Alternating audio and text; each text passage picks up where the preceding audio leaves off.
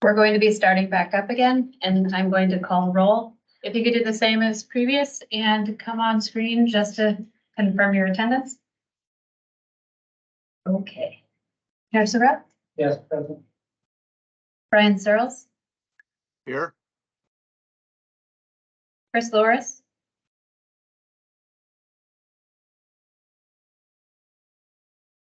Jim Whitcomb, Present. Glenn Boyd, Present. Wade Cochran, Present. Chris Herrick, Present. Aaron Jacobson, Here. Ken Dumont, Here. Susanna Davis, I am here. Mike O'Neill, Here. Ben Herrick, Here. Kelly Price, Mark Anderson, Here. Sadie Donovan, Here. Cassie Burdyshaw, Here. Scott LaValle, Here. and once more Chris Loris Here. and Kelly Price. Okay. All are present except Kelly Price. We still have quorum to continue.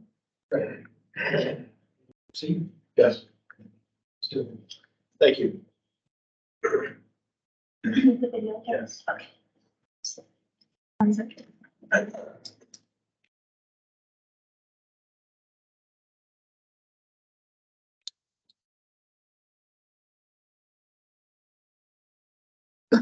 Ms. Handling, before we get to the video, you mentioned in your direct testimony that you had experience in de-escalation. Yes.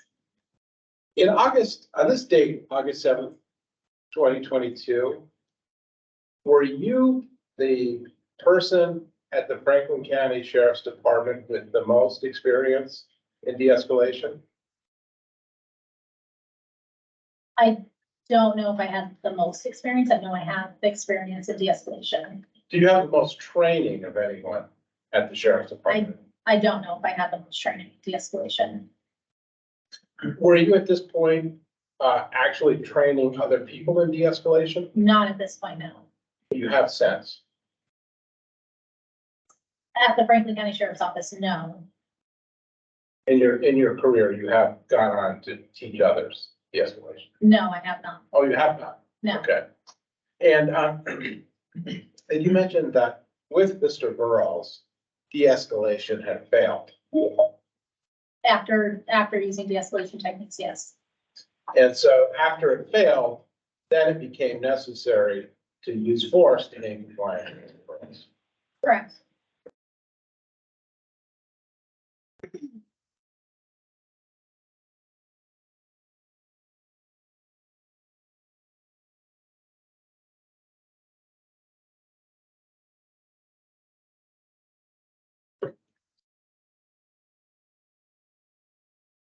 I'm gonna run the computer and ask you questions. Try not to be too distracting with it.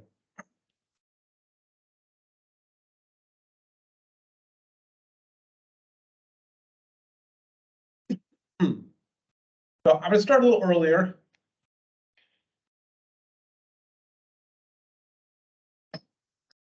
This is around 31 minutes, 36 seconds on the video. This is before Mr. Burrows falls. So at this point, he's here in the holding area and you're in the deputy area. Yes. And you're not paying attention to him because you're starting to work on your affidavit. I wouldn't necessarily say I wasn't paying attention. We had the screen above us in the deputy room.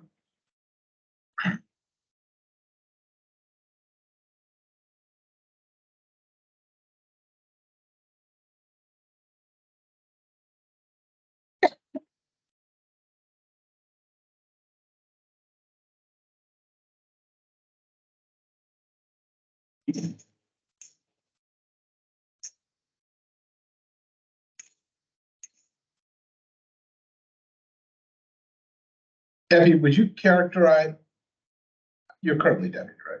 Yes, Okay, would you characterize that Mr. Burrows here as trying to break his shackles? I would agree, yes. Okay.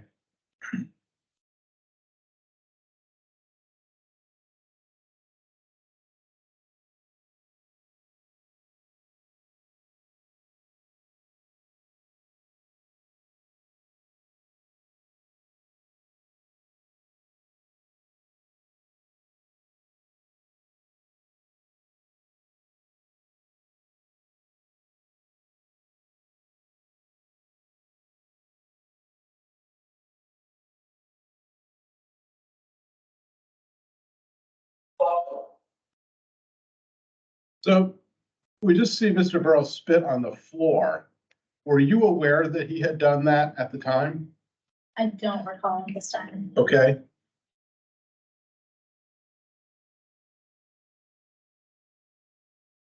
And then, I don't know if you caught it, but he banged his head on the side of the cage. Were you aware at that time that he had done that? I was not.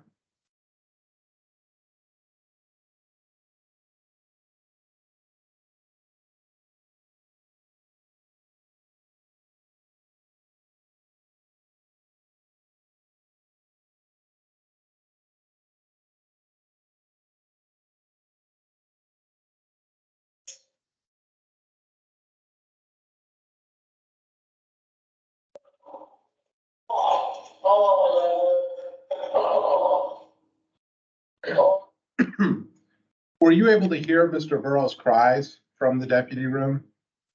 I was able to hear him, yes. So you were aware that he had fallen on the floor? I wasn't necessarily immediately aware of the fall. I just remember seeing something on the screen in the deputy room and what I recall is him being on the ground and the assumption is he had fallen. Do you recall Captain Grismore saying to you that Mr. Burrows had fallen on his face on the floor? Yes, And at that point, you and Deputy Major return in order to provide aid to Mr. Burrows. yes. And are you aware of what Captain Grismore does while you return to give aid? I'm not aware of what he was doing at that time. Good.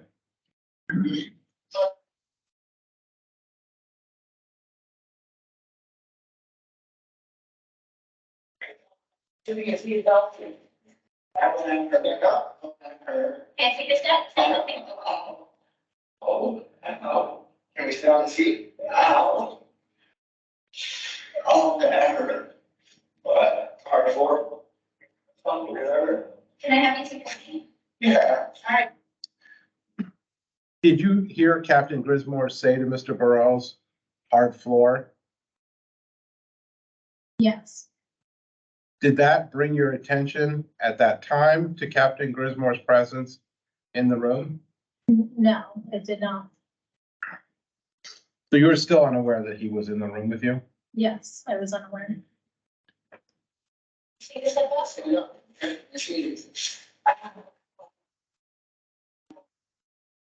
You guys don't need that cough, man. That's your behavior. That's gone through different ways and I say, follow the curve. And leave. Okay, don't hurt. Well, that hurt. You want us to, I don't want to go to the hospital.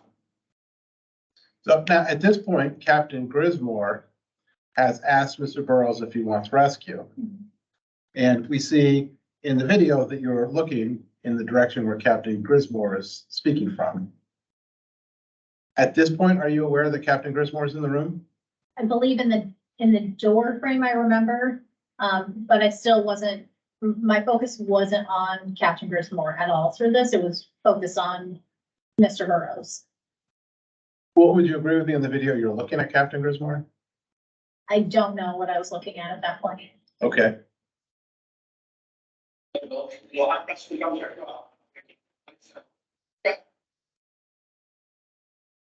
Let's just stand up.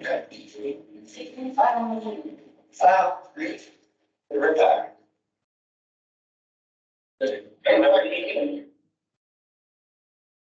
Initially, you and Deputy Major are successful in getting Mr. Burrows seated back on the bench. Is that yes? Yes, certainly. And throughout, before this point, throughout your interactions with Mr. Burrows, his moods had been vacillating wildly. Is that fair to say? Correct, yes. At this point, is it fair to say that you thought that Mr. Burrows was going to sit compliantly on the bench? I believe so. I guess, yes. Now, you have moved away from him here. Can we infer from that that you didn't think that he was going to stand back up? Yes.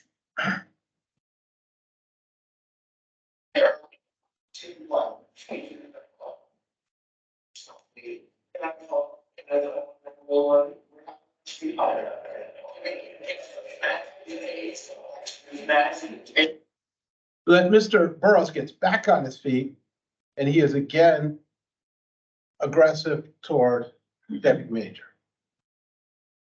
I wouldn't call this aggressive right now. He's making requests.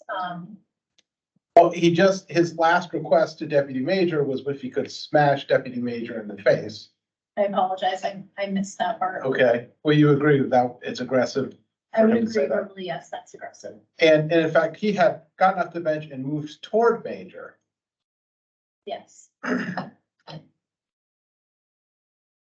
you walk forward, you'll see your feet are shot. If you don't sit down, we're not gonna shot you.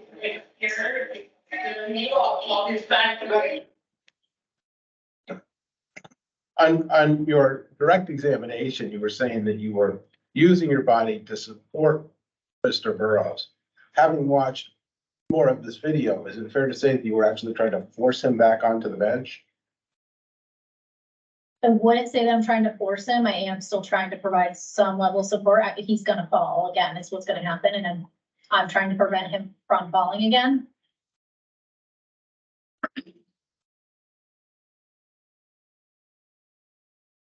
I want to just go back just here. I don't see what change it very well. Don't try to make yourself leave. Can I go on that little, we're having our street. If you walk forward, that's your Peter Johnson. When you position your hands on Mr. Burrows' body, as you've done here, and you're using the leverage of your body weight and your force to try to hold him back, this necessitates you bringing your face in proximity to his head. Yes, And so you've, in using this technique, you've now put yourself in a position where you're vulnerable to him headbutting you. sure. Yes, Or he could move his face over and bite your fingers. if he could, yeah.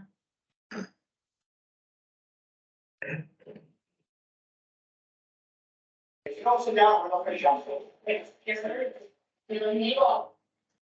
Would you agree that at this point, Mr. Burrows is non-compliant with the commands being given him to take a seat on the bench?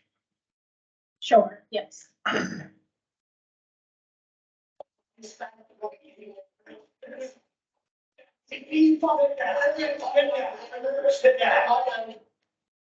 When Captain Grismore comes over and uses his foot against Mr. Burrows, Captain Grismore is successful in getting Mr. Burrows seated on the bench. Sure, yes. He's now accomplished what you and Deputy Major have been trying to accomplish prior to Captain Grismore intervening. Sure.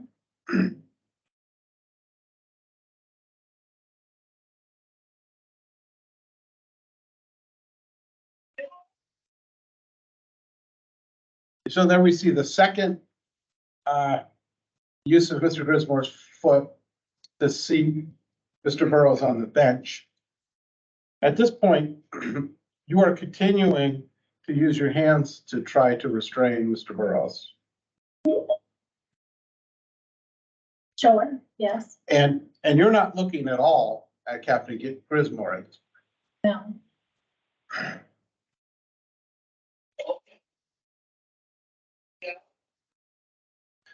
You indicated before that you had a concern that that Captain Grismore was going to come back and kick Mr. Burrows again. correct, In your stance here, you have your back turned to Captain Grismore. Mhm. Is that fair? Yep, And you're not looking at Captain Grismore. correct, And you have, from this angle, you can have no idea what Captain Grismore is doing. correct, So if, in fact, your concern here is aggression by Captain Grismore, you have positioned your body at exactly the wrong angle in order to keep tabs on this possible threat. sure.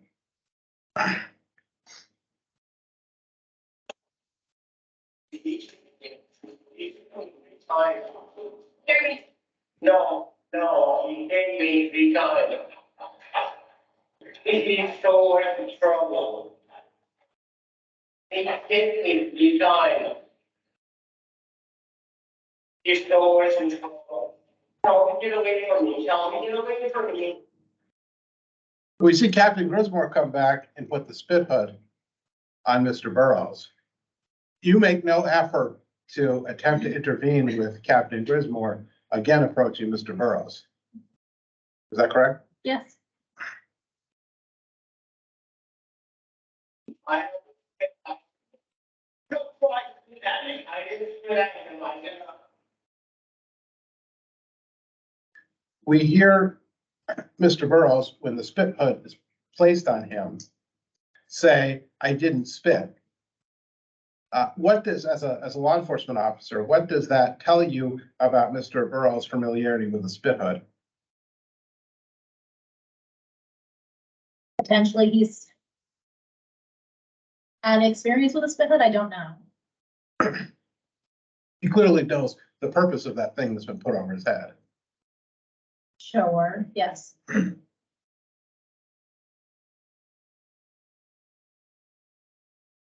Now,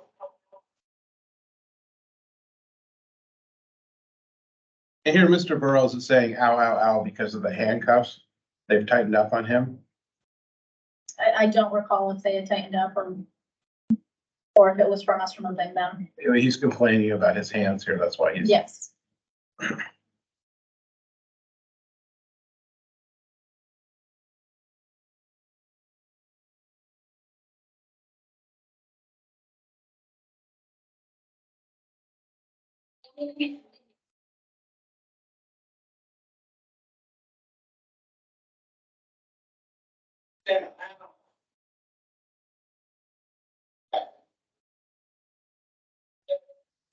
okay. Yeah. Can you take that off? No, I really didn't. So after Captain Grismore intervened to see Mr. Burrows on the bench the second time, from that point forward, he was compliant with you. I believe so, yes, And in the entire interaction, which goes on for a couple of hours, there was not another incident where Mr. Burrows was not compliant with law enforcement. correct.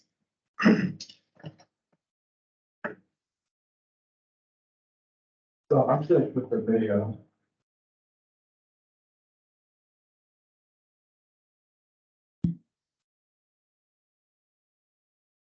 As a law enforcement officer, have you completed affidavits? Yes, What are affidavits used for? an affidavit is used, for an arrest and to provide our statements, any witness statements, to the court. So when you arrest someone and there's going to be a criminal charge, you write out an affidavit explaining what transpired and what the evidence is to support a criminal charge, right? Correct, And, and you, when you do an affidavit, it's signed under oath. Correct. And you know that an affidavit is going to be presented by a judge who's going to use that information to decide whether or not a criminal charge should be brought against someone. Correct. And so with an affidavit, you would never write in an affidavit that someone did something that they didn't actually do. Correct.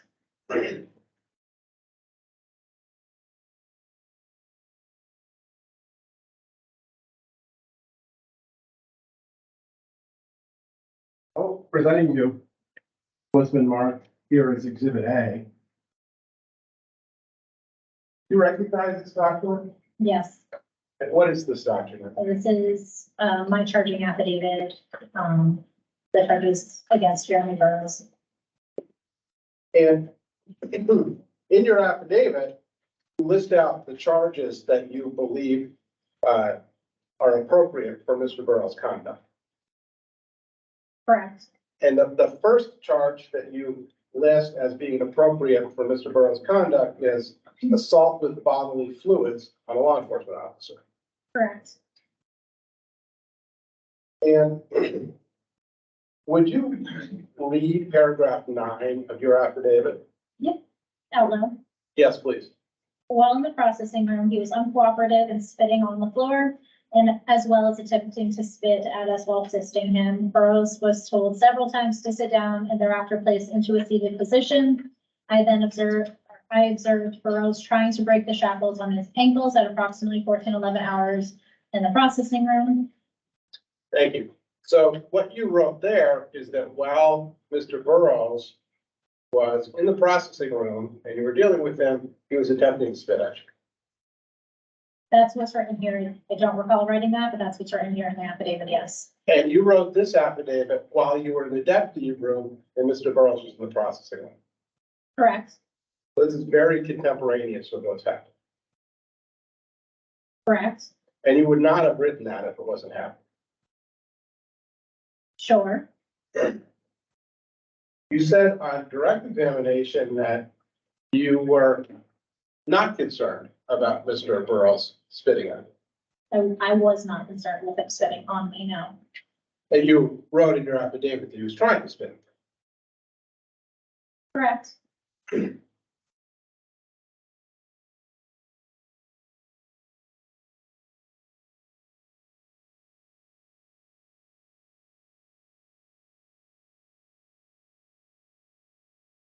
I want to show you what it's marked as Appendix J.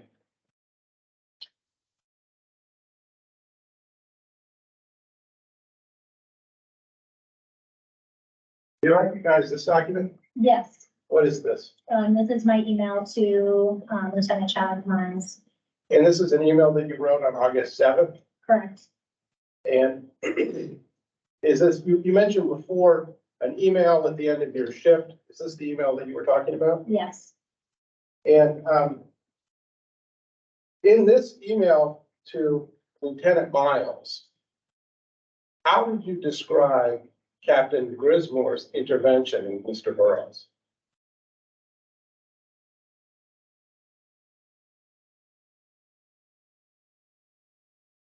That he assisted us.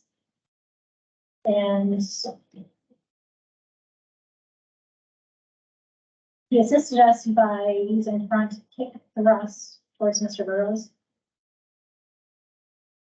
In this email to Lieutenant Miles, did you express any uncomfortableness with Captain Grismore's conduct toward Mr. Burrows?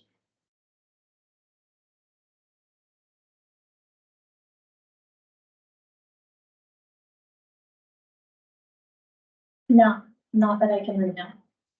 So that when earlier you said that you wrote to Captain Miles because you felt that the use of force by Mr. Grismore, by Captain Grismore, your feelings was excessive, you didn't include any information about that in your email to Lieutenant Miles on that same subject at the end of your shift that day. No, I just included the facts of what happened that day in my email. All right, thank you. One moment. I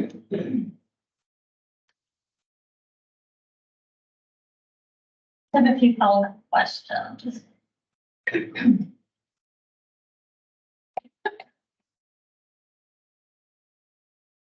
just gonna need the video for a second.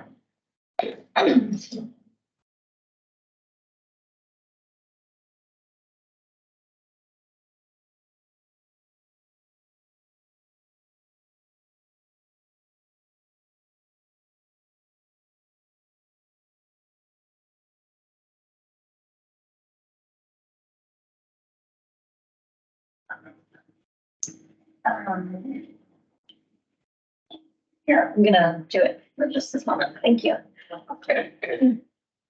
Excuse me, Deputy. On cross-examination, Attorney Kaplan was asking about your decision to only put leg shackles on. Do you recall at any point whether Captain Grismore had ordered you to add additional shackles prior to him falling down? No. Okay. What information do you take in mind when deciding whether to use one pair of shackles or two pair of shackles in the holding cell?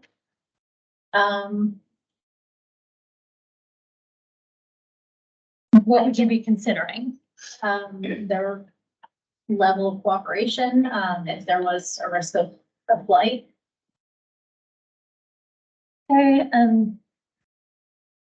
on direct, you could not recall how Mr. Burrows was behaving when you got to the garage bay. If you saw a little bit of that video, would you be able to, would that recollect your memory as to his behavior? Yes. Just a moment.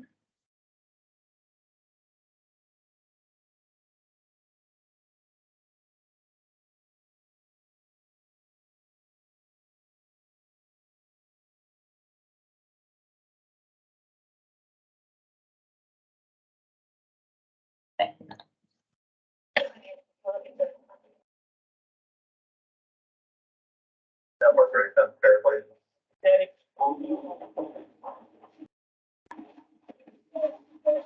Telling you, when you got your fucking pump.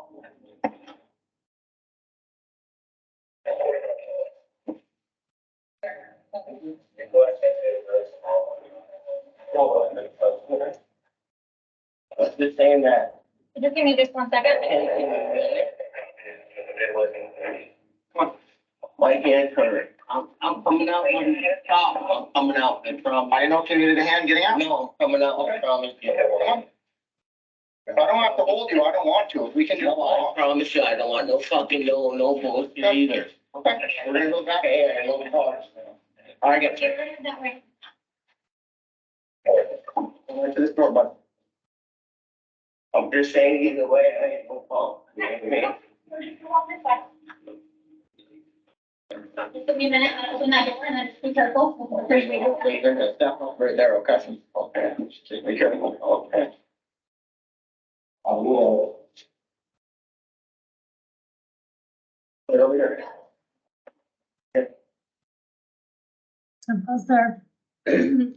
So when rewatching that segment, how would you describe Mr. Burrows' demeanor? He is cooperative. He was mouthing off at the beginning. What would you describe that as? If he was impaired and intoxicated, I would relate that to the being impaired. Okay. So given how he was behaving, how did that factor into how you restrained him in the processing room? At that time, I felt the shackles was reasonable, and keeping the handcuffs was reasonable. Okay.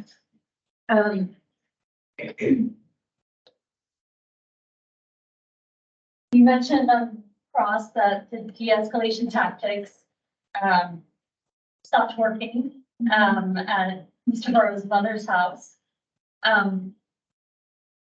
Once you've moved back to the department, from your training, if you've used de-escalation and it didn't work, does that mean you just don't use de-escalation again? No, you can always try to resume and attempt de-escalation again. Okay, so it's not like that's off the table once you had to put hands on someone. Correct.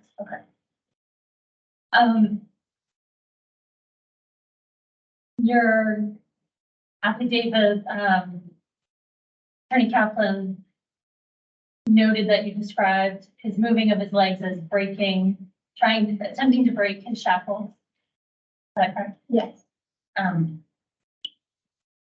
Is there ever a concern that he could break the shackles? I don't know. I don't recall. Okay. Is that a term, like breaking shackles, like is that the term moving that way? I don't know that. I guess yes, the way that he was.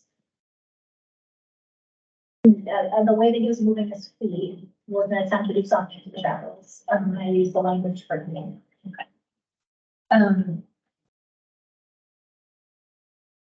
What is the difference from your training between being verbally aggressive and physically aggressive?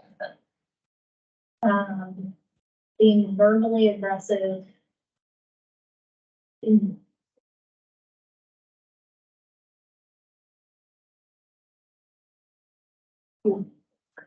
Being verbally aggressive, I'm gonna use de-escalation techniques, and I'm going to exhaust all measures to use de-escalation techniques.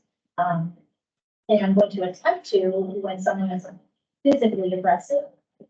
But the threshold is much smaller when you're being physically aggressive before use of force, comes into play. Okay, so your response is different. Correct. Okay. When you had your hands on Mr. Grismore, and Attorney Kaplan pointed out that you were close to him. Oh, I'm so sorry. So sorry. You were close to Mr. Burrows. From your vantage point, did you see any indications that he physically assault you? Mr. Burrows? Yes, Mr. Burrows. No, I didn't think he was going to physically assault me. Okay. So no indications of headbutting No, or biting. no. Thank you. Just briefly, Deputy, it said that you didn't think that Mr. Burrows was going to physically assault you. No, You also didn't think that Mr. Burrows was going to stand up and hurt himself when you left him on the bench. correct, Mr. Burrows was extremely intoxicated. correct, His behavior was erratic. correct, You really didn't know what he was going to do next. correct. Thank you. That's all I have. Exhibits A and J. I would ask that he admitted. That's fine. Yeah. A and J are admitted. Let me step down. Thank you.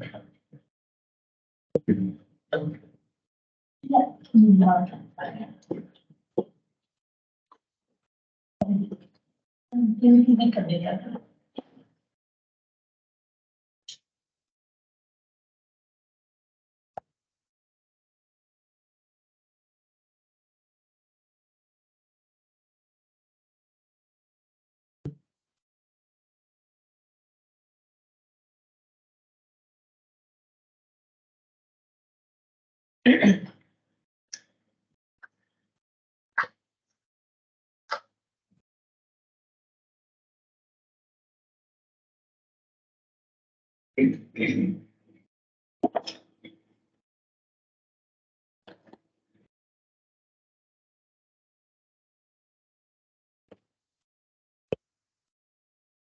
There, you can just stand up, or I'll swear you in, and then you.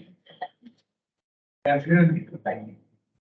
You swear or affirm that the testimony you're about to give is without now under consideration of the truth, the whole truth, and nothing but the truth. Yes, I did. Good afternoon. Can you please state your name for the record? Mark Waller. And Mark, should we refer to you, now that you're retired? Mark is fine. Okay, thank you. Can you please give us a brief background of give us an overview of your law enforcement background? Briefly. I started with Vermont State Police in 1987. Worked through a career of 27 years, retired as a state policeman. So, And did you ever work for any of the sheriff's departments? yep, upon returning from Vermont State Police for Warren County Sheriff, I was assigned to the DEA task force as a DEA task force agent. And then subsequent to that, I took a little hiatus from law enforcement and I went to work for the Franklin County Sheriff, under Bob Miller's commission. So what year was that? 2018, December 2018, Bob Miller's right. And how long did you work for the Franklin County Sheriff's Department? A little over 4 years. 2018 to 2022. Correct. So as of August 2022, what was your role within the Franklin County Sheriff's Department? I was detective lieutenant. And what did your duties involve? It involved all major case investigations and support to all the uniformed deputies, as well as overseeing the court security officers. During that time period, did you work with then Captain Griswold? Yes, I did. And how long did you work with him? For 4 years. You started around the same time. Yeah, I believe so. I started a little bit before, I believe. I was hired by Sheriff Norris in December of 2018, and I believe John came on with Roger and the other privilege. Yep. Prior to the incident in August of 2022, how would you characterize your working relationship with Captain Griswold? Never had we've never had many conversations, no discussions, no issues. Sorry, could you speak up just a little bit? Sure, I'm sorry. During your time at the Franklin County Sheriff's Department, the statewide policy on police use of force came out. Do you recall that? Yes, And do you recall whether the Franklin County Sheriff's Department adopted that policy? yes, they did. How do you recall that? I recall an email being sent out by then Deputy, I think maybe Lieutenant Paul Morris, I can't remember his rank at the moment, but he held the position that I had before I had it. I remember a memo coming out with a copy of that policy and the policy being posted in deputy units for review. Do you recall whether there were trainings to that policy that took place in the department? I don't specifically recall, but there could have been, I just don't recall. You were not present on the day that Captain Grismore interacted with Mr. Burrows. How did you become involved in the review of Captain Grismore's behavior? I received a phone call from Roger Linesman, the sheriff at the time, who informed me that there had been an incident, and he asked me to get together with Lieutenant Chad Miles. When Chad came in and reviewed the tape for the video and called him back. And called him back. Called him. Okay. Brought back Sheriff Linesman. Yeah. Because he wanted you to do what when you reviewed the video? To make an assumption, make a determination if I thought that this should be reviewed as an internal investigation.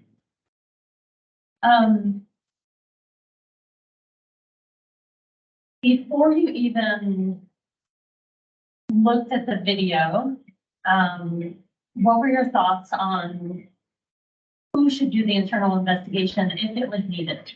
My recommendation immediately was that it should have been done by state police or an outside agency. Why is that? Just given the fact that, John was in the process of running for sheriff, that it could be, a difficult situation within the agency, and that it would be better if somebody from outside the agency did that type of investigation. Before you reviewed the footage for the sheriff, did you happen to have a conversation with Captain Grismore about the events? Yes, I did. When did that happen?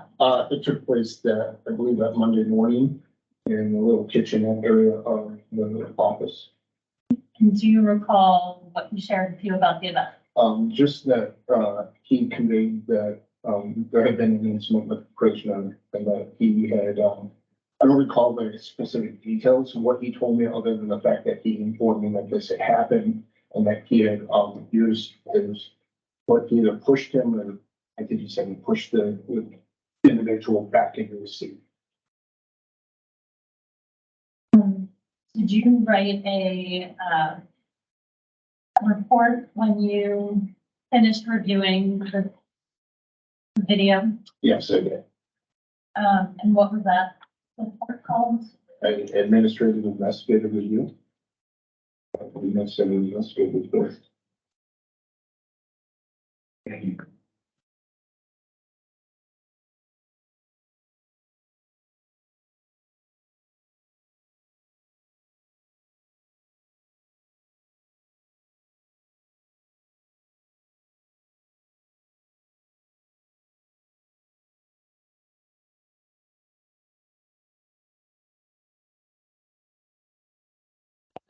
Never mind. I apologize.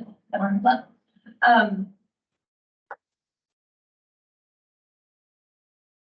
We had this brief conversation, and then you reviewed the video. Is that correct? Yes. Before writing up your recommendation, what else did you do besides watching the video? So I had another conversation with Sheriff Bondsman, discussed what I saw, actually Chad and I reviewed the video together. I talked to, Roger again, and at that point, we did nothing until we waited for Roger to return from Florida.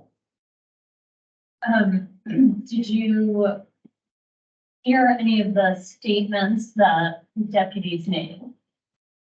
You listen, were you part of any of their statements? Oh, yes, when, state police conducted their interviews of both, Deputy Andale and Deputy Major, I sat in on both their interviews.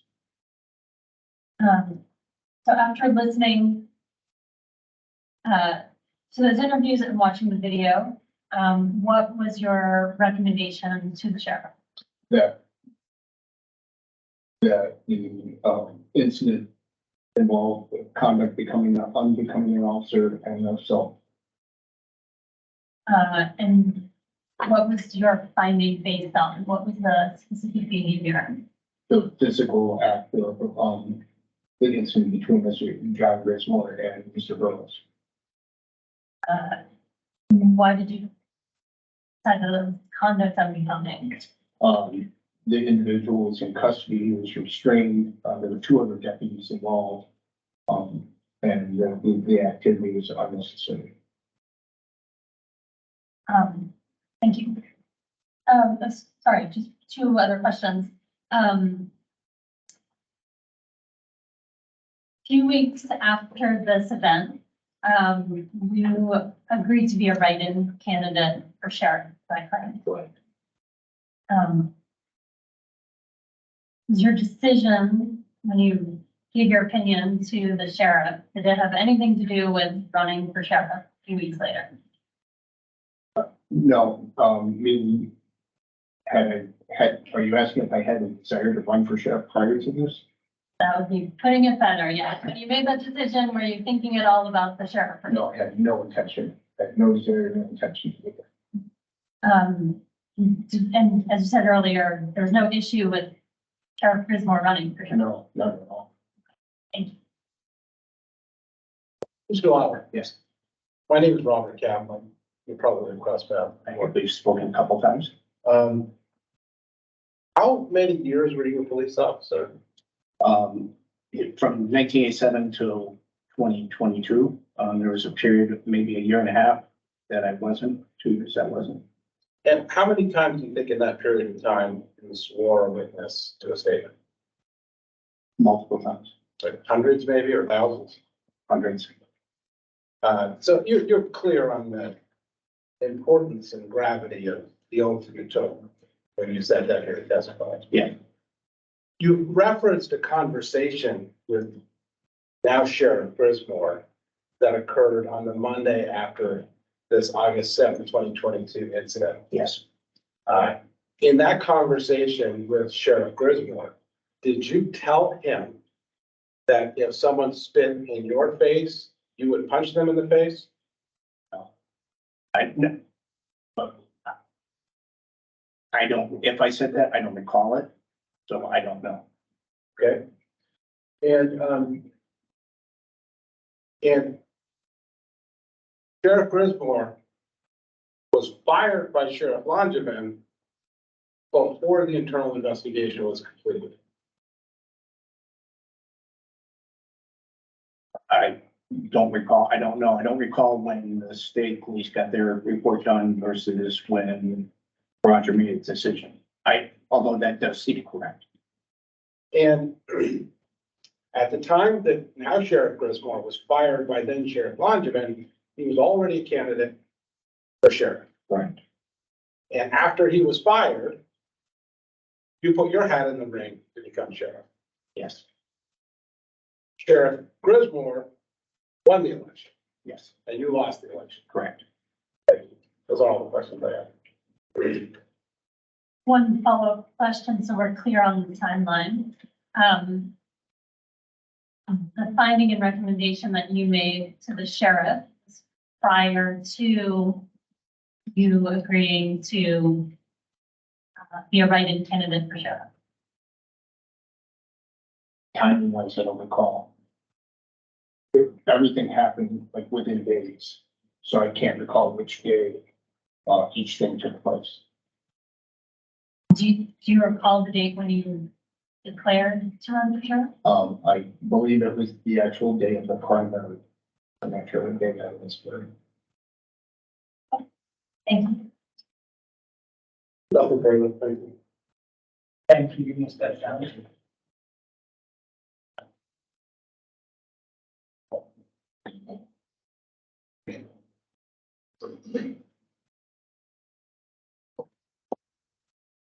So we next have our news reports and expert. His testimony is somewhat lengthy, so if the council can just let me know when you would like to take a break. Want to break right now? We can take 5 minutes. Sorry that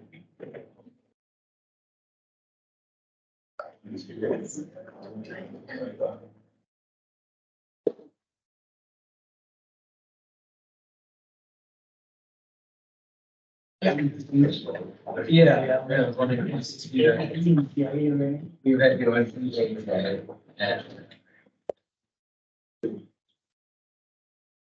It's 2 years now. Yes, it's 2, everything. Correct.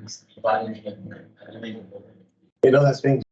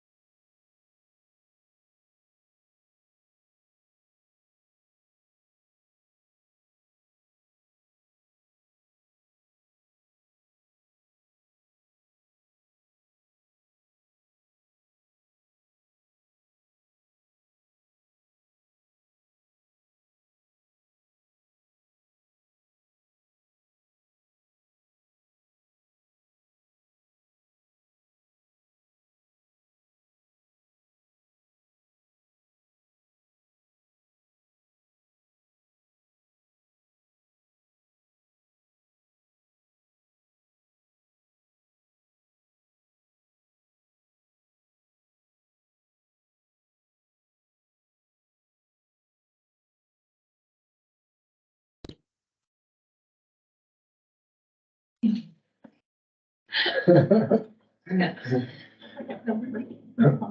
know.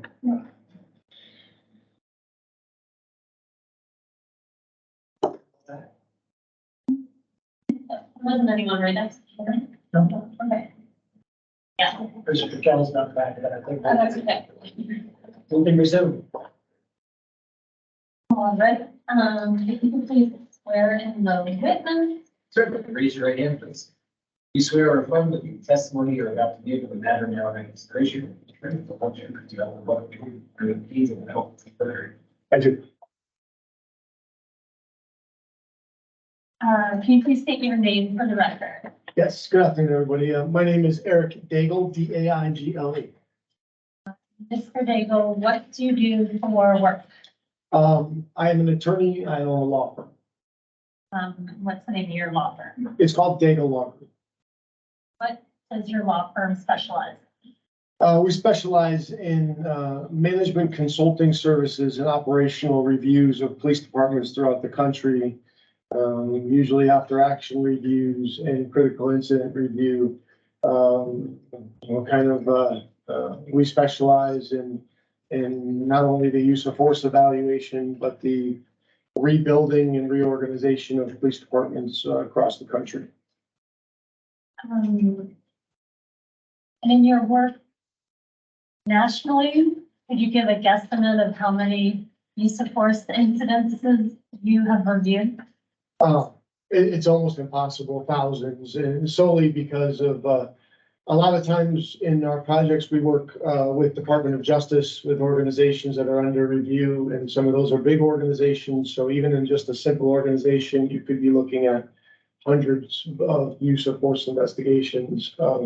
I will tell you, in the last couple of years, things have become more and more developing in the area of use of force analysis, and a lot of resources have been used by prosecutorial staffs and attorney generals to look for outside expertise to review use of force incidents. And use of force incidents have always been around, but they've become more and more critical in the force analysis in the last couple of years. And could you provide, generally speaking, a breakdown in, are you always called to defend officers? Are you always called to find fault with officers? What is the breakdown of your representation? So in the expert world, I currently, I believe, looked at it last night, about 69 cases in which I provided expert witness testimony. A small portion of those, so it's broken down into 3 different fields. Most of expert witness work is done in civil litigation with a plaintiff and defendant. I have some plaintiff's cases. Most of my work is on the defense side. The second category would be labor, and that is where an agency is going to take action against an officer up to and including termination. And most of the time when I'm, actually, I believe all my labor cases have been for departments on the management side when taking action against an officer. And then the unique area for the last couple of years have been prosecutorial. Nowadays, more use of force incidents go for prosecutorial review, and prosecutors are using more outside experts than ever before to give them some guidance on how to evaluate the use of force. Currently I have about 16 of those. 4 of those were for the officers and 15, so 15 of them would, so 11 of them would have been, 12 of them would have been for the prosecutor's office. And currently, are you identified as a use of force expert in any of the states? To this point in civil litigation, I have been identified as an expert, and I believe I'm at 6 states in the country currently. And having testified in court in some aspect in those states. Have you ever done any use of force consulting work in Vermont? I have, yes. In what capacity? It started in 2019. I was retained as a consultant by the Vermont State Police to review and evaluate their current use of force standards and policy in 2019 to include their force investigation process and how a use of force incident would go from the road trooper all the way through to IA review. I started with them in 2019, revamped their use of force policy, their force investigation policy, made recommendations to them on that. And then those policies were implemented. I've had an active contract with the Vermont State Police. I think it's been renewed 3 or 4 times because once we did the use of force policy, the next step is to making sure that we're consistently training it to the members of the department. And so there was a policy development side of it, and then there was a training side of it. And the training side came in right smack in the middle of COVID. So what we did then is we just recorded videos that the troopers and the supervisors would get. And I like that a little better too, because it means it's consistency of how it is going to be, how it's going to be provided to the staff. In addition to that, I have since 2021 gotten done 6 reviews for both the state's attorney's office and the attorney general's office. You guys have a little weird setup, so which one's which, but so I think I've done that 6 times here. And who asked you to initially review the events that occurred at the Franklin County Sheriff's Department on August 7, 2023? My initial contact and retention was with the state's attorney's office. The same, if I remember his name correctly. Yes, so it was with the retention by the state's attorney's office for review. Okay. Before we get into your analysis of this specific case, I promised the council that we would talk through understanding how one looks at and analyzes a use of force case. And everything we're talking about today is to be referred back to the Vermont State Police, the Vermont statewide use of force policy. Are you familiar with that policy? Yes, I have reviewed it. Yes. You reviewed it as part of that initial review? No, because that came after, part of the initial expert analysis review. Yes, yes. Okay. And does the Vermont statewide use of force policy comport with your understanding of the national standards for use of force? Yes, it does. Doesn't deviate in any substantial way? Well, each state has, what we'll talk about is that the process of force analysis is governed by constitutional law. But I would be reluctant to say that if every state in this country, especially after the death of George Floyd and the police legislation and the reform legislation that came, didn't add their own little spin onto what was most important to that state. And since in 2021, 30 states in this country put reform litigation into play, there's little nuances in each state's application. But as long as it is in line with the national standard of Graham versus Connor or Tennessee versus Garner, then the baseline is consistent. And just to be clear, the Vermont statewide policy on police use of force meets that baseline. It does, yes. Just to make sure we're talking about the same document, this is what you reviewed for your analysis. Yes. You can hold on to that copy and then. Do you want to second copy?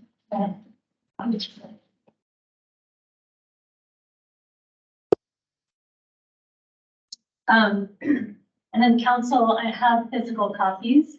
If you'd like them now. Or you can, I'll just leave them on the table. This is exhibit number 1, and I'd like to move it in the record, please. No objection. Exhibit number 1 is permitted.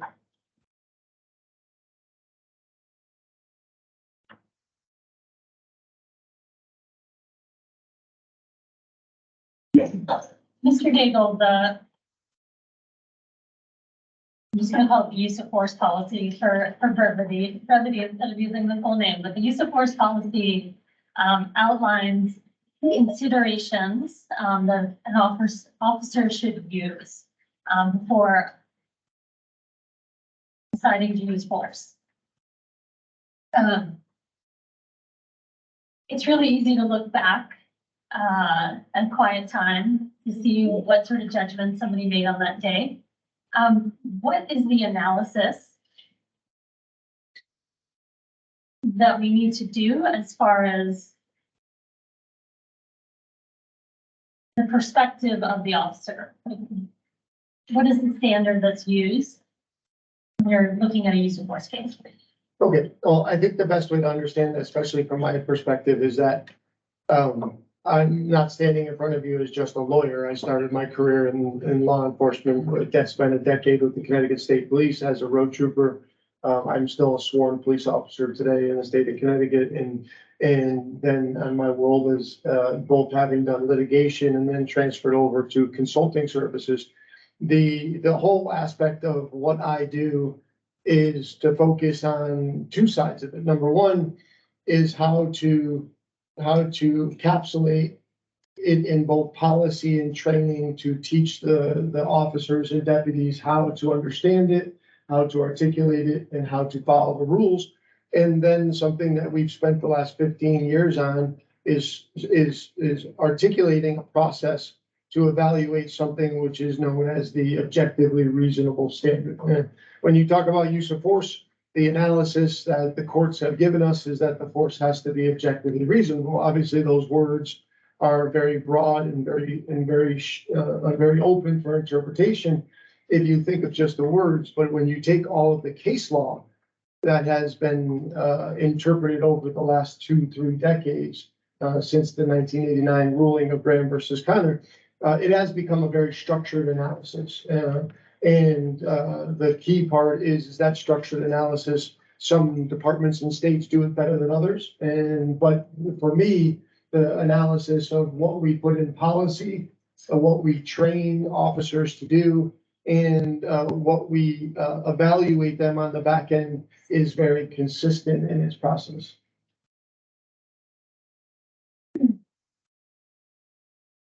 So in the Vermont use of force policy, on page 5, the second full paragraph, it states that a law enforcement officer shall use only the force objectively reasonable, necessary, and proportional. And then it continues from there. Let's break that sentence down for the council. What is the, how do we determine objectively reasonable during the time?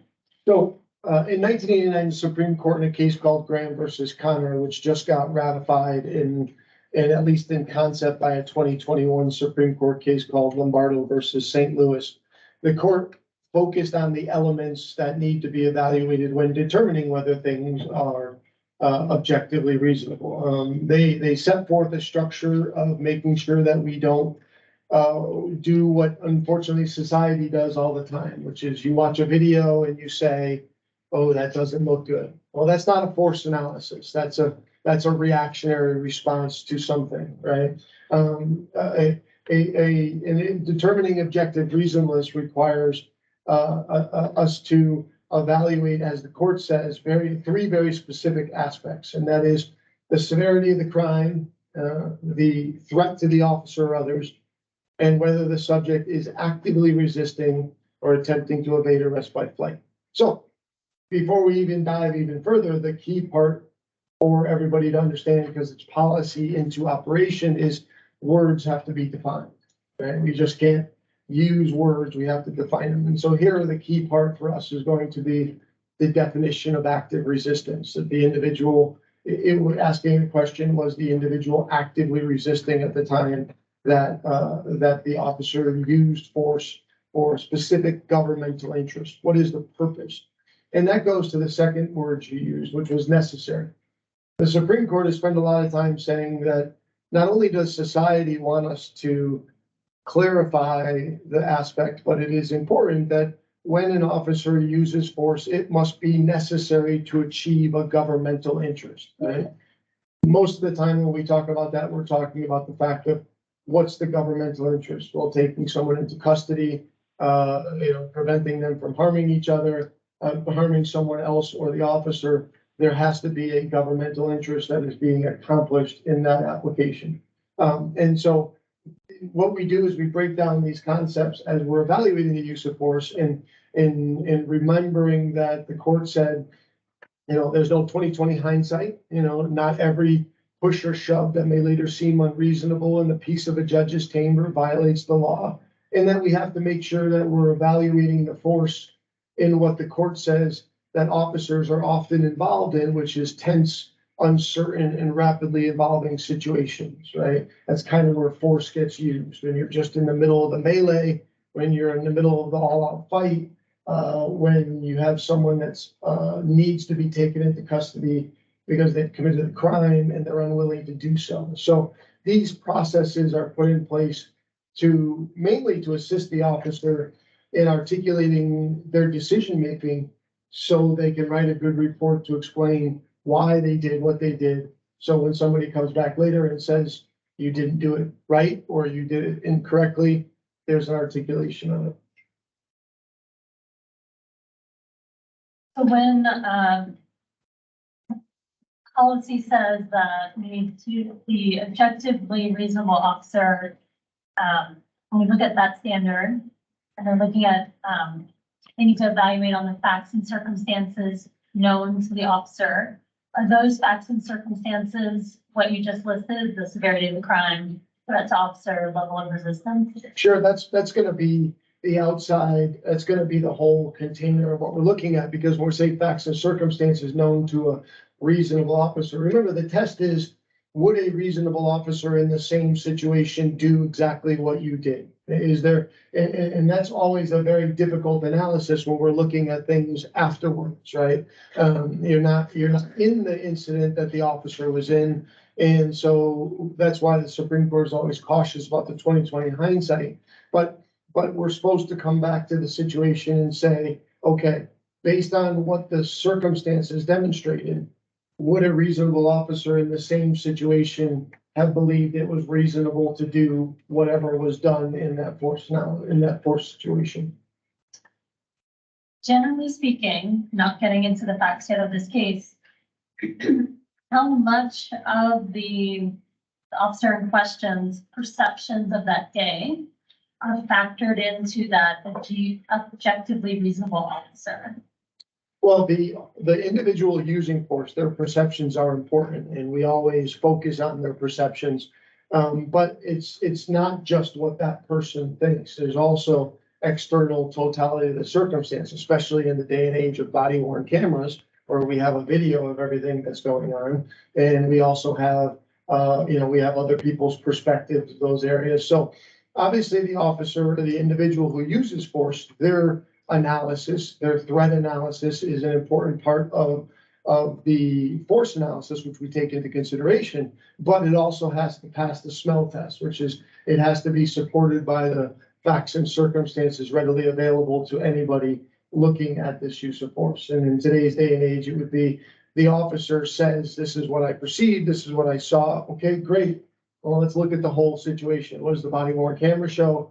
What do the officers on scene say? What does the evidence say? What does the injury say? What does all of this evidence say to either support the officer's decision and analysis or negate it? And that's the part of the force analysis that becomes important in making the totality of the circumstances effective.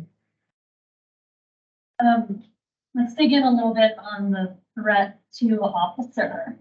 How is an officer expected to run through that analysis of whether there's a threat to the officer or to the public or to another officer?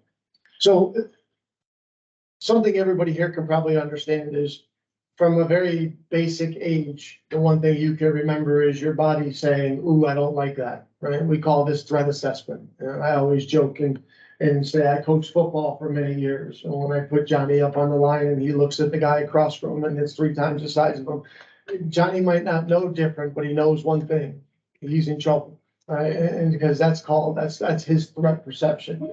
Our job when we get the officers in the academy is to enhance that threat perception, to focus on what we call physiological responses and human factors. we believe in the analysis of use of force, that threat analysis is the thing that officers do the best, and also the thing that we spend the most time on. Because that's really what we're talking about, is how much of a threat was this individual and what was the level of force needed or necessary to address the threat that we were facing. The way that we do this is threat assessment is one of the three factors of Graham versus Connor: severity of the crime, threat to the officer or others, or whether the subject was actively resisting. We actually break down in training and in analysis threat assessments to come down to three areas. What was the subject's ability to harm the officer or others? What was the subject's opportunity to harm the officer or others? And what was the subject's intent to harm the officer or others? Really focusing on whether that threat assessment was real and was it reasonable? And that's where the officers are spent in their training, both in the academy and while they go through their years. We spend a lot of time on threat perception and proper response to that threat perception. So what we would call proportional, right? You have to be reasonable in your response, or as Vermont has used in their use of force policy, you have to be proportional in that response. Just because if the threat is here, your response has to be here. If the threat is here, your response could be higher than that, but it has to be proportional. And how does, the level of resistance that a subject is exhibiting, how does that work into either that threat assessment, or is that a separate evaluation? That's actually, has over the last decade become very important, especially since like the electronic control weapons were introduced into law enforcement, and law enforcement used electronic control weapons against individuals. And the court really spent 10 years looking at what active resistance is, which means the simplest way to explain Graham versus Connor, as I would to a recruit class, would say, the law allows you to take people that make bad decisions and assist them in making better decisions, right? I told you to, well, that's a bad decision. Now, what's my proportional response to that decision to help you do what I need you to do right now, which is put your hand behind your back? That analysis of active resistance is very important nowadays, because I will tell you, for about the last decade, the court has really been intense in the fact that we were using force against people who were not actively resisting. And remember, just saying I'm not doing it is not active resistance. That's what we call that passive resistance. Active resistance has to be somebody that, as per your definition on page 2, it has to be somebody that is actively attempting to resist the actions of the officer with the possibility of causing harm or in significant areas. And so when we evaluate our response mechanism, the basic analysis for response is going to start with, is the subject actively resisting or passively resisting? And where does it fit in evaluating the circumstances or the threat assessment of the officer? Then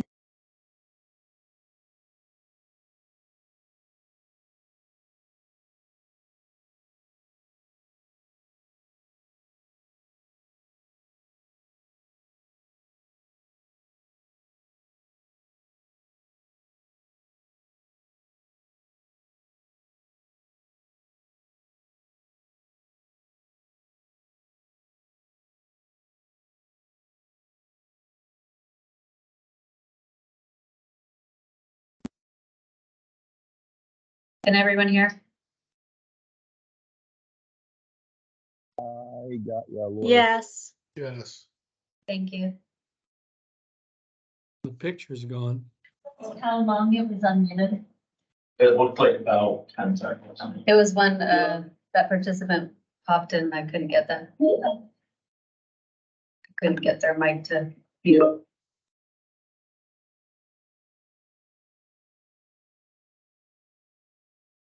The camera off, right? Camera was off. My camera is on that computer back there. Can everyone see still? No, we just No, see everyone's. can't see anything. No. No, here as well.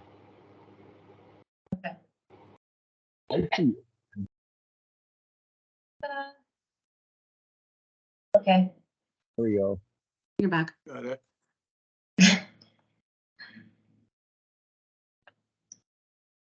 Okay. Um, thank you so much.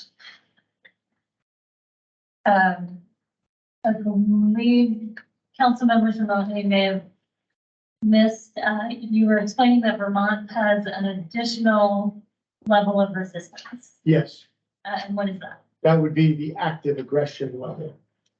And what is the difference, in our policy between active aggression and active resistance? It looks like the easiest way to explain it is it's a higher standard than active resistance. The basic standard of active resistance, just resisting, would be, there could be another level of active aggression, which would just be there to authorize, more force than, under the active resistance standard.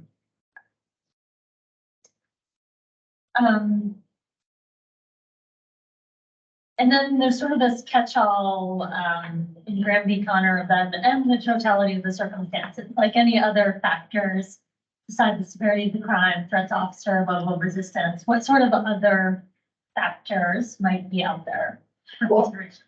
I think that you've encompassed all of them. The key that the court focuses on is that it's the totality of the circumstances. They use a lot of those words that are very general. The totality of circumstances means that you have to take in all information that was available to a reasonable officer at that time, right? They're really focused on making sure that, unfortunately in society, watching people analyze use of force sometimes is a little painful because they add their own perceptions and biases into it.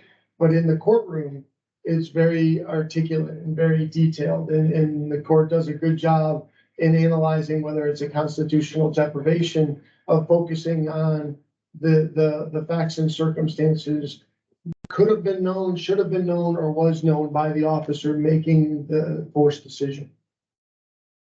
If a suspect or a person involved with the police has a known history of being aggressive, how does the suspect's past behavior get factored into that totality of the circumstances analysis? It's not unusual that people we deal with all the time have a known history of being a threat and being a problem. The value of that information, the reason why we put it in the computer-aided dispatch and reason why we try to use our history and knowledge with people is for your own protection. So that when you get dispatched to something, you're not walking in there without knowing that, hey, we've dealt with this guy 5 or 10 times before. We've arrested him. He's been assaulted. He's assaulted officers. Well, that's all great information. It's really just there for officer safety. It's there for the individual officer to take additional steps needed in their threat assessment and their response mechanisms to protect themselves. You don't get to hold somebody accountable for something they did 2 years ago at the time you walk in and deal with them. Every use of force incident is as it is faced at the time it is faced. It's not, you can take external information and you should take external information because it's history and it's threat assessment, but it doesn't mean that just because they didn't behave one time that you can escalate the force level automatically because of that. Few more questions before we get into the specifics of this case. In Vermont's use of force policy, how is the use of or failure to use de-escalation tactics factored into that reasonably objective officer analysis? Well, this has been as you read in the policy, this has been something that has been very popular on the national scale since 2021.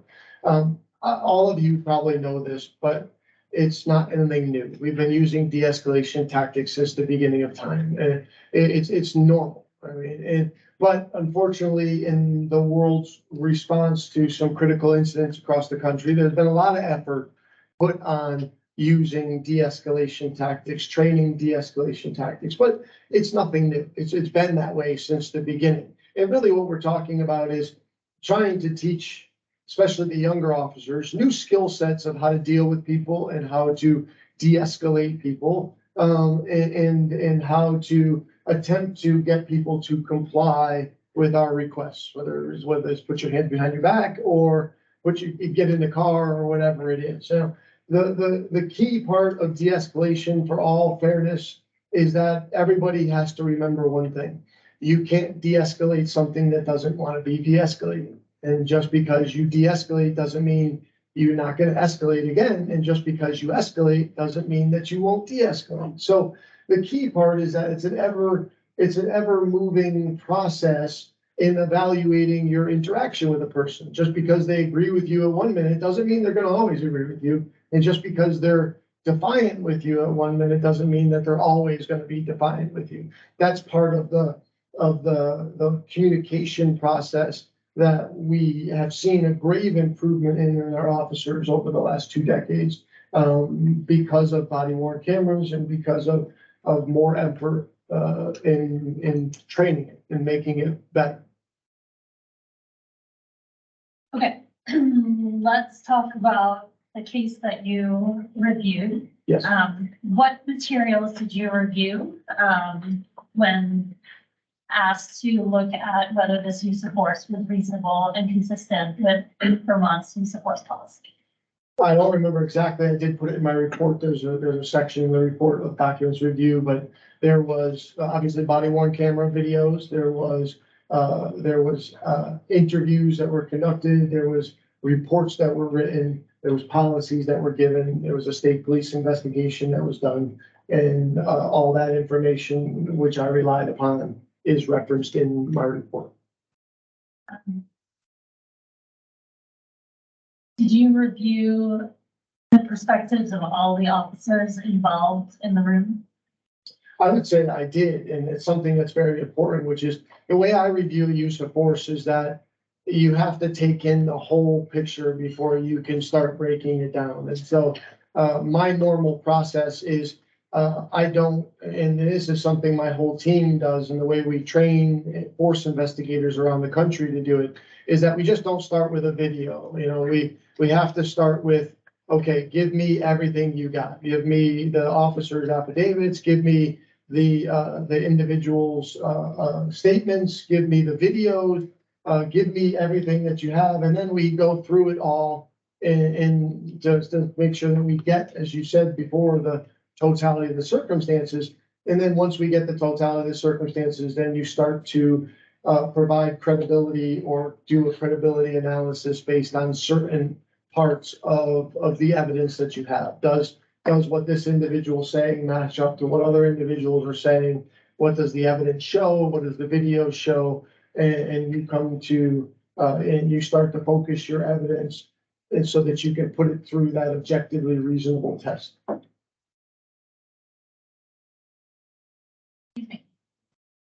So let's go through the factors, applying them to the information that you reviewed.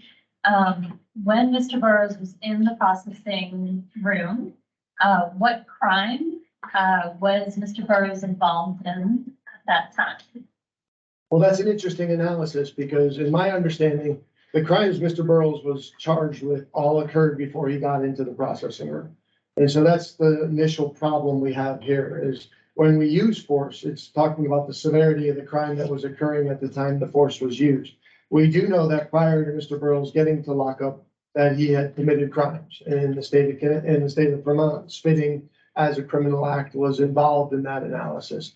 And so in my analysis, it looks like all the crimes that he was charged with occurred before he got into the room. There was no actions of Mr. Burrows that appears that he was charged with at the time that the force was used on him in the holding room. There was no crime that you saw happening, were there other, I don't know if we put it under, well, it's not under severity of crime, but were there other lawful objectives in that moment, prior to Captain Griswold using force that could be factored in? I don't I know. would object to that. It was a terrible question. I'll strike it. It's awful. Take that.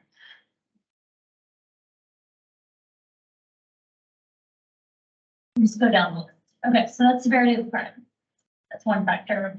Threat to officers. We spent a lot of time today talking about, whether there's a threat. Right. Can you, from what you reviewed of the materials, what was your assessment of whether there was a threat to the deputies working with Mr. Burrows? So I think what's important is to start out with, my overall conclusion is that the use of force by the captain was both not reasonable and not necessary at the time it occurred. And so the important part of the threat assessment, which is the key part, is that we're going to break down the threat assessment into 3 areas. The subject's ability to harm the deputies and the captain in the holding area. The subject's, Mr. Burrows' ability, Mr.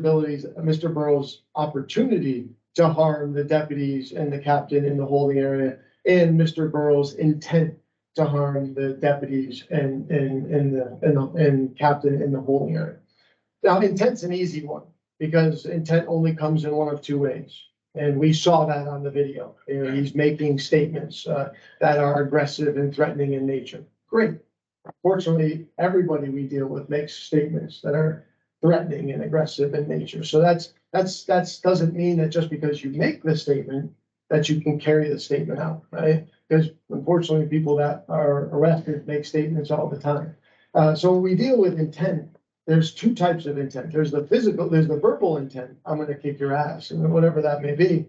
And then there's the physiological intent. And what we mean by the physiological intent is body stance, posture, clenching of fists, targeting with the eyes, you know, where your brain says, ooh, it looks like this guy is ready to do harm to this, to me or someone else, right? So intent is in 2 areas. Here it is clear that Mr. Burrows, at least through his verbal actions or verbal comments, intended to be uncooperative and to be to threaten people. And even at some point when he's standing up and moving, his intent might be to harm somebody, but you have to take into consideration a couple of things. He's severely intoxicated, and he is 4-point restrained at this point, which is the challenge that this case in analysis has. And that means we're going to move to the next step. Does Mr. Burrows have the ability to harm the deputies or the captain? Right? Well, there's always an ability to harm somebody. But the challenge is that ability reduces as you start to restrain an individual. If Mr. Burrows had no handcuffs on and no shackles on, then his ability to harm would have been much higher than it is in this situation, because he is restrained. Can he still do some things? Sure. He can use his head. He can spit. But what's the end result of that? All right. That leads to the most important part of threat assessment that we teach officers. And that is, if you recognize that an individual has an intent and an ability to harm you, it is your job to take away the opportunity. Right? And that's exactly what we see in this case. Mr.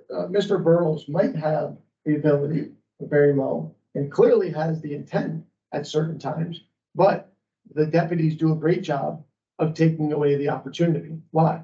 Well, he is handcuffed. He is shackled. That means the feet and arms are secured. So, and add now to that the fact that there are 2 deputies next to him with physical contact with him. Could he commit harm? Sure, anybody can always do anything, but we don't talk in hypotheticals. It's these deputies are trained to recognize that harm and avoid it, which is avoid the opportunity. And that's exactly what we have here. So there, in my opinion, there is limited to no opportunity for Mr. Burrows to harm anybody in that holding room. He He is, and we never see, I gotta be honest with you, and all the time I've been doing this, I usually sit in front of you in conversations where an individual is just handcuffed. Right?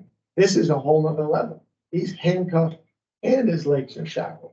So that takes away all of his arms and legs to commit harm, which definitely reduces dramatically the ability of Mr. Burrows to harm anybody in the room. And so the threat assessment is going to be very, very low in this situation.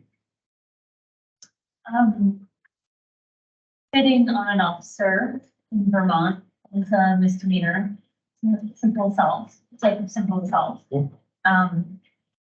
Does that change at all your assessment as to the threat to the officers? It does not. The sad state of spitting on an officer is that that's been around forever.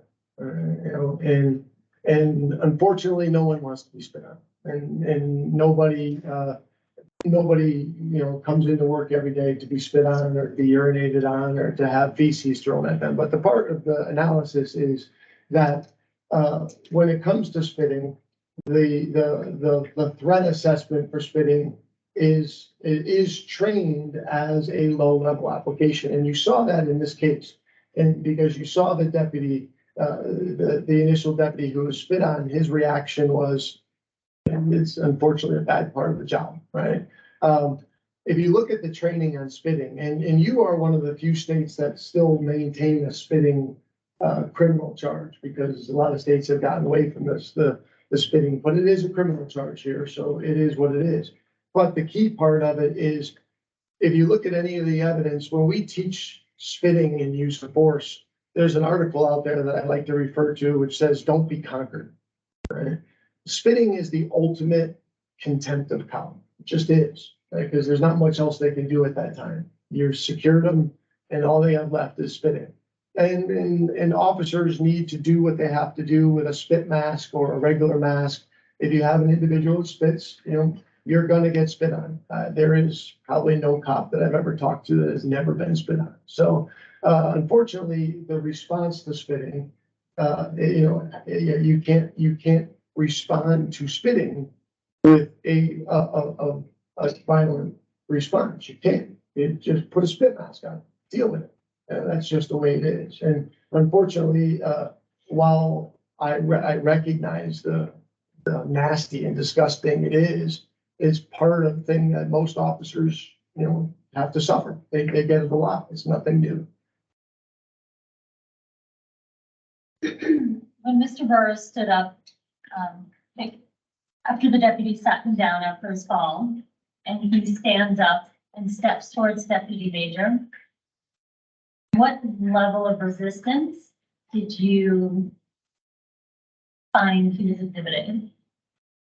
Well, let's take the circumstances.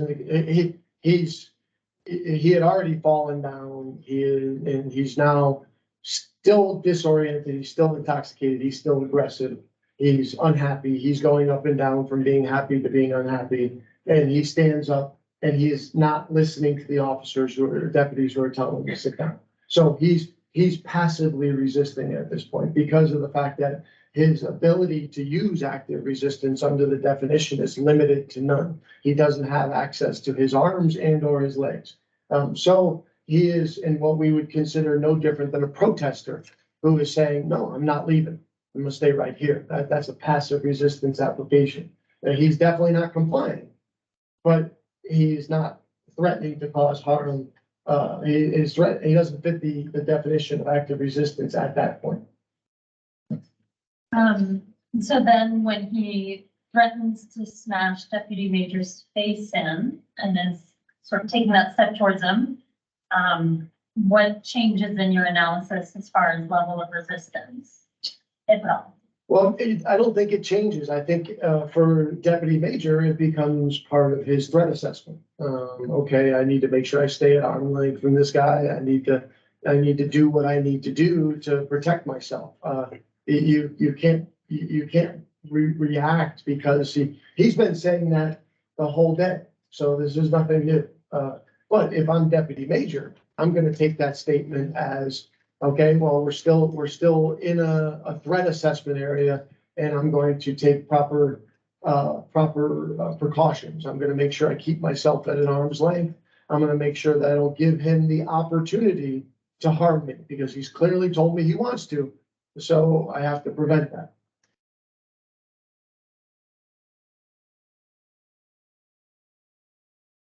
After the first use of force by then Captain Grismore, Mr. Burrows stands up again and is shouting at the sheriff, then Captain Grismore, excuse me. What level of resistance is he exhibiting at that point?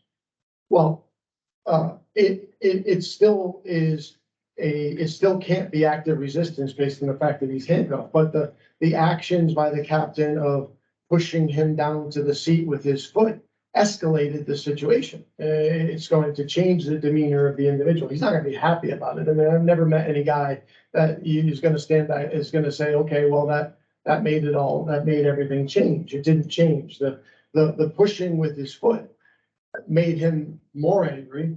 And even though it may have temporarily achieved the purpose of getting him to sit down, it didn't last long. And he's back up. And now he's back up angry and intoxicated. And so the deputies now have to deal with that escalation that just occurred, where it now raises the threat level for the deputies. In this case, as you reviewed and as you heard today, Sheriff Grismore was aware that Mr. Burrows had been combative earlier in the day, had been aggressive, had spit on someone. How do you factor in, again, that information as he's in that room, looking at somebody standing up, shouting at one of his officers? How does that get factored into this analysis? Well, the sheriff's knowledge of what occurred prior to his involvement is a threat assessment. And so the question he, just like every other sworn officer has to ask is, what is the ability, opportunity, and intent to do harm here? You know, what's the goal? What are we trying to achieve here? If it was, he is 4-point restrained. He is at the point where he was kicked the first time. The deputies had control of him.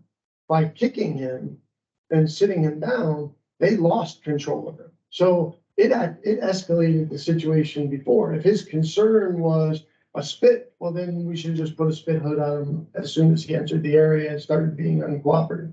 At this point, there's very limited things that Mr. Burrows can do, and it requires somebody to be near him to do it. So just get away from him. It just keep him at arm's length. And what the deputies were trying to do, and I think Deputy Major did the second time by putting an additional shackle to secure him to the bench so he couldn't walk forward and trip. That seems to be the last thing that's needed to totally secure this individual. I mean, compared to other agencies across the country who would just put this guy into a holding cell and maybe even take his handcuffs off at that time. This is a totally different situation. This guy is fully secured. And you can remove yourself from that situation to prevent the harm that he may be intending to cause. I believe that you summarized your opinion of this case just before we went through the factors, but just to be clear, what was your assessment of Sheriff Grismore's first use of force in the holding cell area? My assessment of Sheriff's first use of force to using his foot in the groin and stomach area to push him down was not reasonable and not necessary at that situation. And the proof of that is clearly to the point that it escalated the situation. It took what was already a a situation involving an intoxicated mad person and increased it. And so, where he says his actions are to protect his deputies, he actually made the situation more of a threat perception for his deputies by doing those actions. And what was the opinion you came to regarding the second use of force action by Sheriff Griswold? The second one just escalates it more and is, remember I said that they're based on your policy analysis, we have to look at, was it objectively reasonable? Was it necessary? And was it proportional to the amount of resistance that was occurring? And the one part we haven't talked about was necessary. The court has said over and over again, what was the need for the use of force to achieve what purpose? And why did you need to use that level of force to achieve that purpose?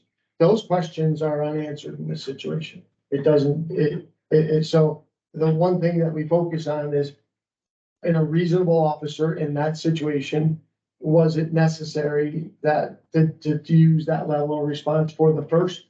And then we do the same analysis again for the second one. They don't get added together, they're independent analysis. Then we also have to look at the proportional aspect. Was the action proportional to the resistance? And I think where the challenge comes in for the sheriff is clearly the fact that this guy has got 4-point restraints on. And he has no ability to defend himself if he was to fall down. He provides little threat to the officer based on his 4-point restraints to the deputies. After conducting your analysis, did you put all of this into a report? I did this. And is this your initial report that you did for the state's attorney in Grand Island?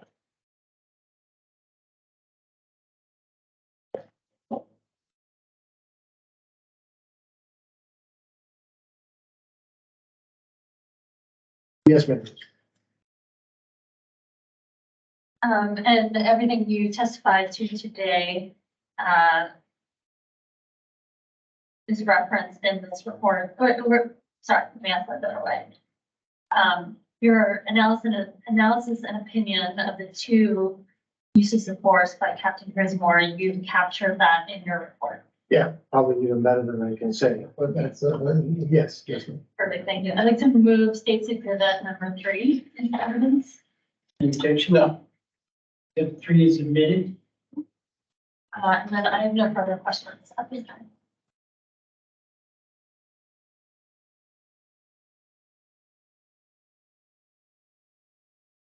Mr. Dave, Yes. my name is Robert Kaplan, the attorney for Sheriff Griswold. I want to ask about your background. Sure. You were a state trooper in Connecticut for 10 years? I was, yes. That was 1992 to 2000. Yes. While you were a state trooper, you attended law school. Yes. And starting in 2002, you became a lawyer. Correct. So for the last 21 years, your work has been the work of a lawyer. Well, as I said, I'm still a sworn police officer in the state of Connecticut.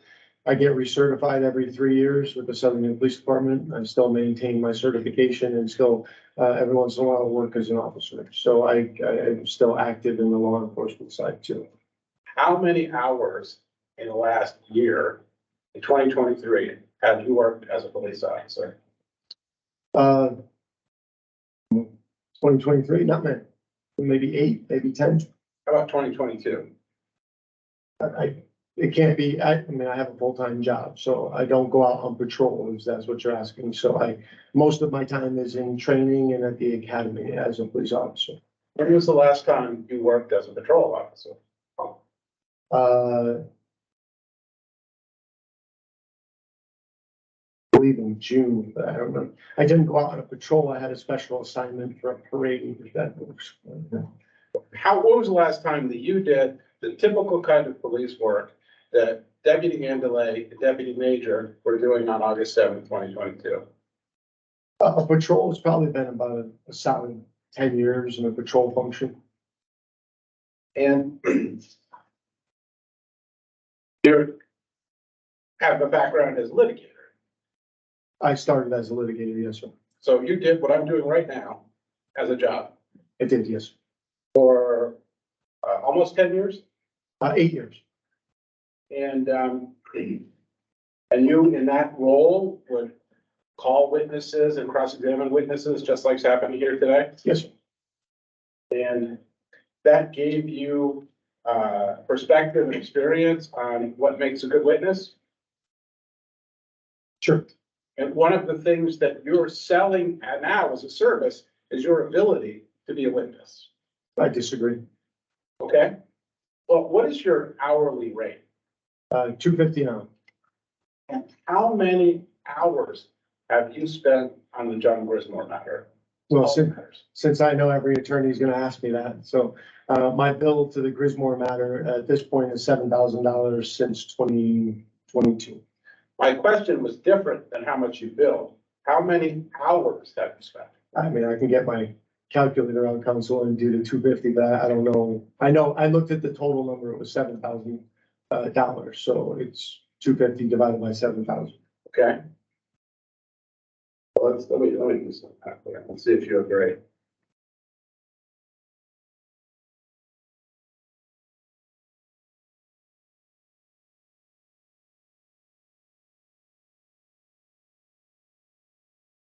Could that be 28 hours? I don't know the hours, I just know the number, so. Okay? In your testimony, you frequently made reference to a we. Who is the we you were referring to? Do you have an example of when you're talking about we? In the first portion of your testimony of about 30 minutes, you often refer to the activities that you do as we. Are you referring to your company, people in your field? And that's why I don't know, because it could be three different things. It could be law enforcement in general. We, as the concept of how we evaluate force, and it could be we as how we train in the law enforcement community, or it could be we as how we evaluate and how I evaluate, my team evaluates the use of force. I don't know. It would be particular to the topic. Okay, so the first part of your testimony was discussing legal cases like Grant versus Connor, Tennessee, is it Garner versus Tennessee? Tennessee versus Garner. Tennessee versus Garner, and discussing the legal principles that underlie use of force policies. Do you remember that? I do, yes, sir. Was that legal analysis and legal opinion that you were providing in this case? No, sir. What category of opinion was that you were providing when you were reciting all of the cases and their holdings and their principles for the council? That would be how the industry trains its officers and writes policies to guidance. Those legal principles are brought down to their very basic level to the recruits, to the officers, to the training that I do both in the academies and across the country on that, basically taking the legal concepts and giving them to the law enforcement entities to be able to articulate and understand how to make proper decisions in the use of force realm. How many years of study do you have in your career to be able to clearly understand and articulate those legal cases, the principles and the standards? I think that's a difficult question because there's different levels. I think that when I got out of the academy in 1992, I understood the very basic principles of how to be a good officer and write a good report.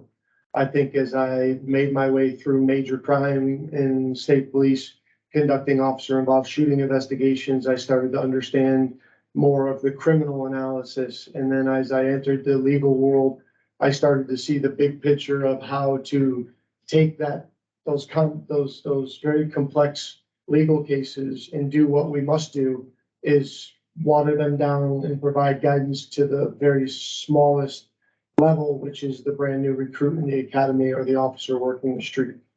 What I'm taking from what you're saying is that you have 30 years of professional occupational development that has led to your ability to understand these principles, communicate them, and apply them to cases. I think that's fair, yes, sir.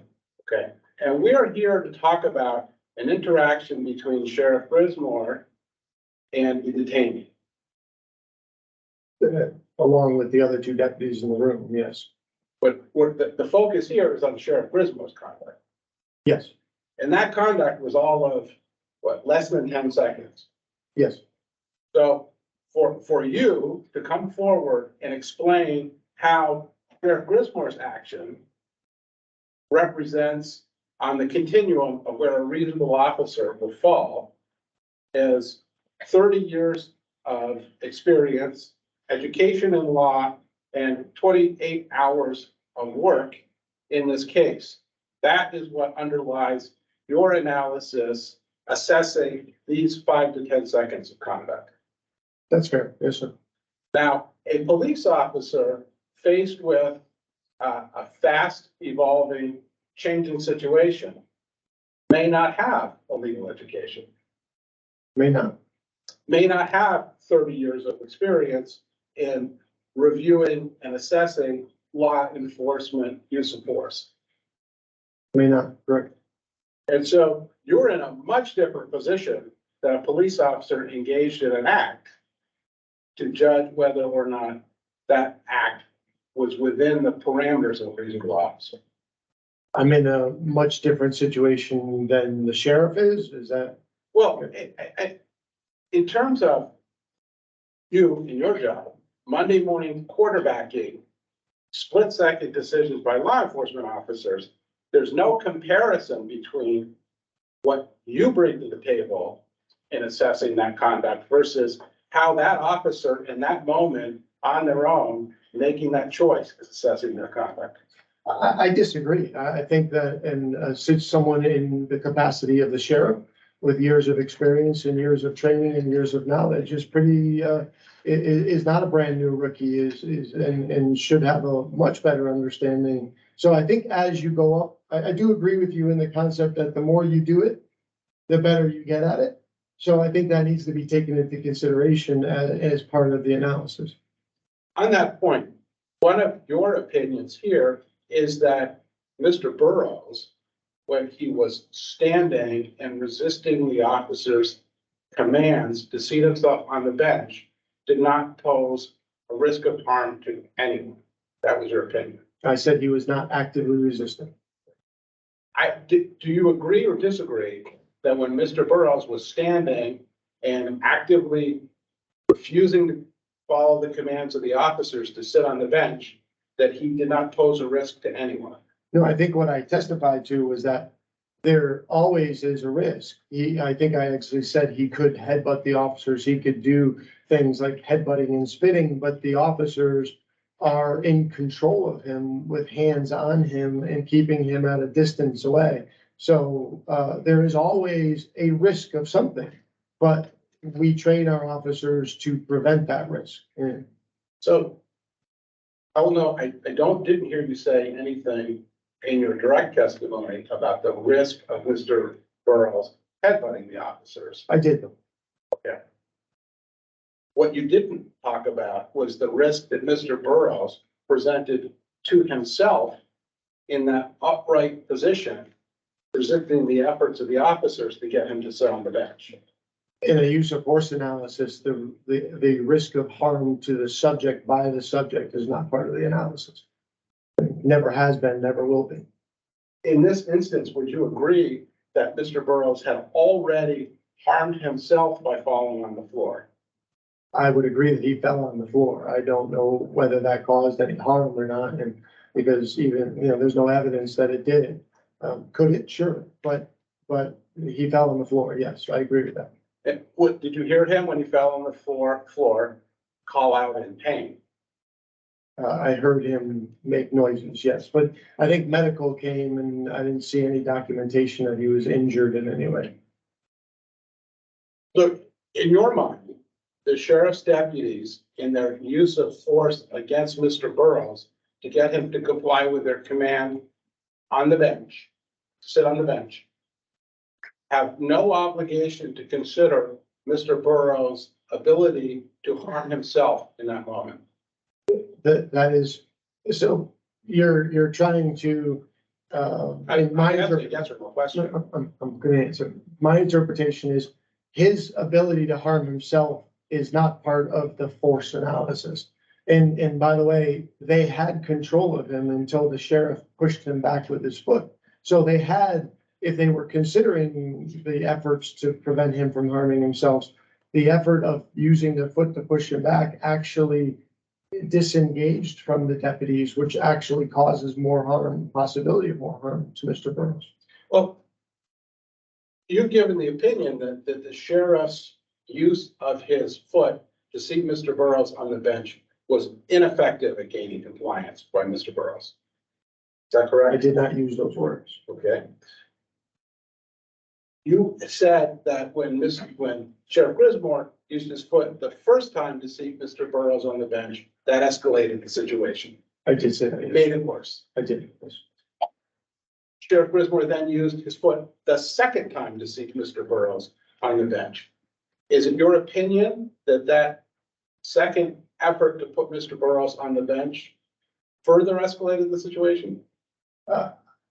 The short answer is yes. I think it was actually not only escalation, but it borders on retribution. It borders on the fact that he's not listening to the deputies and sheriff is taking actions against him because of that.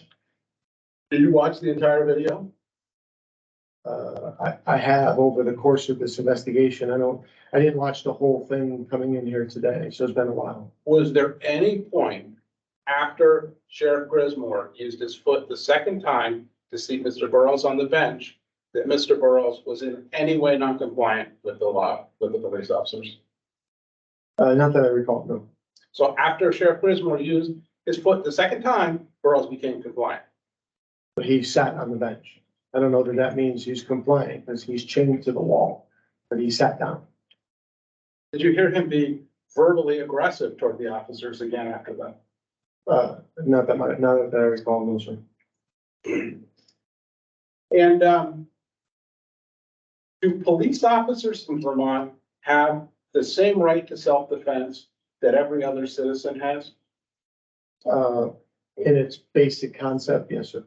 And self-defense as a legal concept includes the ability to protect yourself from assault.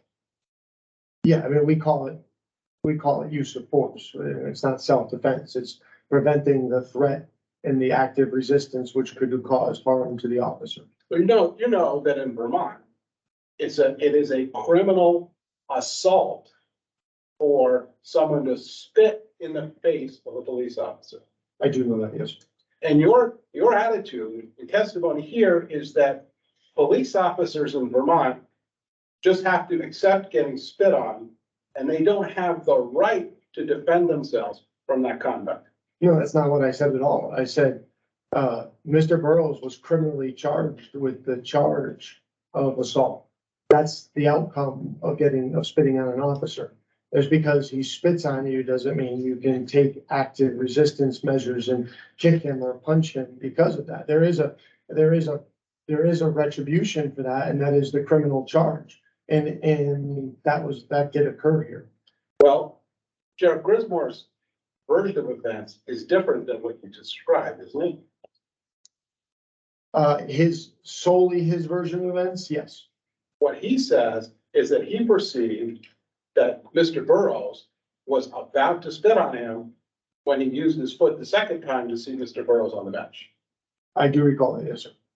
And is it your opinion that a police officer in Vermont who perceives that police officer is about to be spit on does not have the right to defend himself by using force to stop the spitting?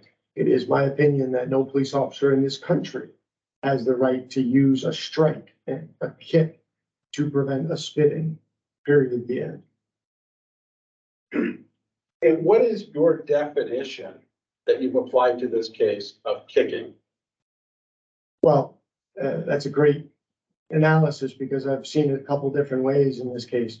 If I recall correctly, the sheriff's description was that he pushed with his foot on number one. And I would say that the review of the video, which is the best that we have to corroborate the sheriff's statement, is not a sharp strike with the foot. It's more of a push and a push down. So the question is, what is that call? And unfortunately, I can only go back to defensive tactics 101, and we call it a strike in law enforcement training. Would be a hard hands application because you're using your foot as the implement in order to accomplish the objective. The second one was a more sharp. It was quicker. It was more of a jab. It was less of a guiding and more of a reactionary application. That's just my interpretation of the video.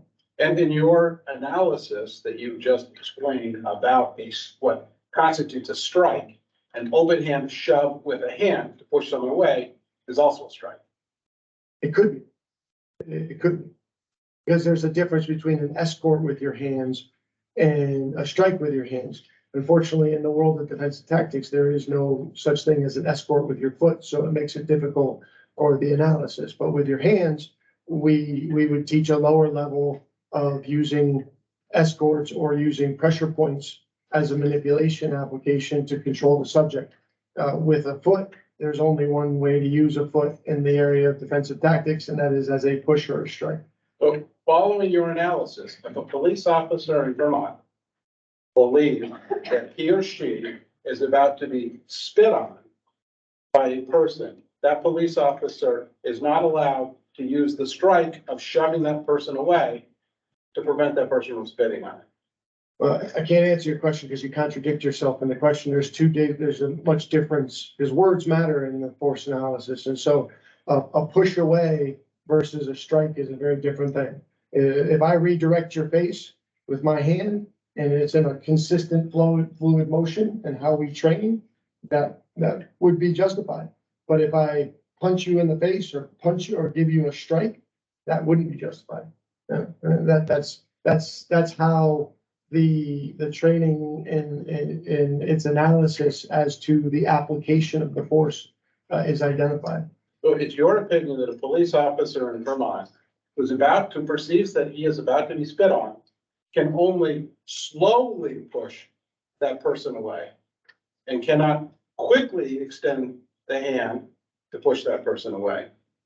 Again, if you strike the individual in the face to prevent him from what you anticipate to be a spitting, I think you're going to have a challenge in whether it's an objectively reasonable use of force. Well, what you shove the person in the chest to get him away quickly.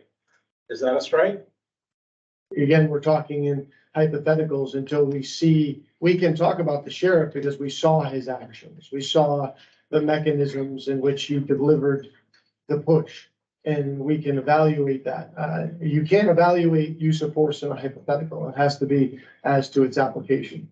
Well, isn't one of the things that expert witnesses do by practice is to address hypotheticals? Not in the use of force arena. Hypotheticals and as of search and seizure or police practices, what could you do in this situation? But you're asking for an interpretation of what would be the right speed for an arm to move to get a distance between someone who you perceive could be ready to spit at you. That's a difficult threshold. Here's and I agree with you, words matter. We have a scenario where a police officer makes a quick decision, which is stated to be as an effort at self-protection. And you are giving the opinion that that wasn't reasonable or necessary. Now, how is it that a police officer faced with an assault of spitting should react and not violate your principle of reasonable and necessary in the situation like Sheriff Griswold. What you're not doing in this analysis is taking into account the other factors in the area. If Sheriff Griswold and Mr. Burrows are the only two individuals in the room, and he's not handcuffed, and he's not shackled, and two deputies don't have his hands on him, we'd be having a different discussion, but that's not the case. Graham versus Connor and the structure of use of force identifies the totality of the circumstances. So you don't get to remove things that a reasonable officer would perceive to make the force justified.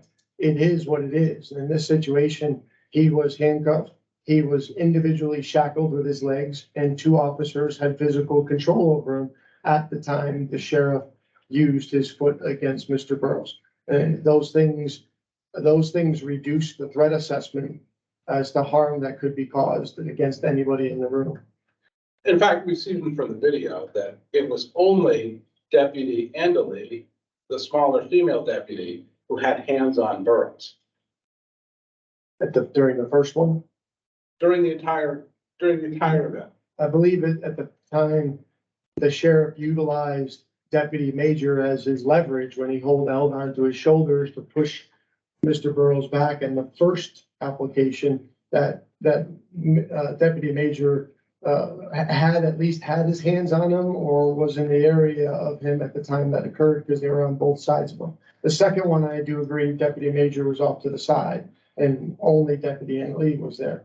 But the first time, I think it was it was a different situation. We can't tell from the video whether Major was actually touching Burrows at the time that Griswold used his foot the first time. I can't tell from the video, and I don't recall sitting here what he said in his testimony.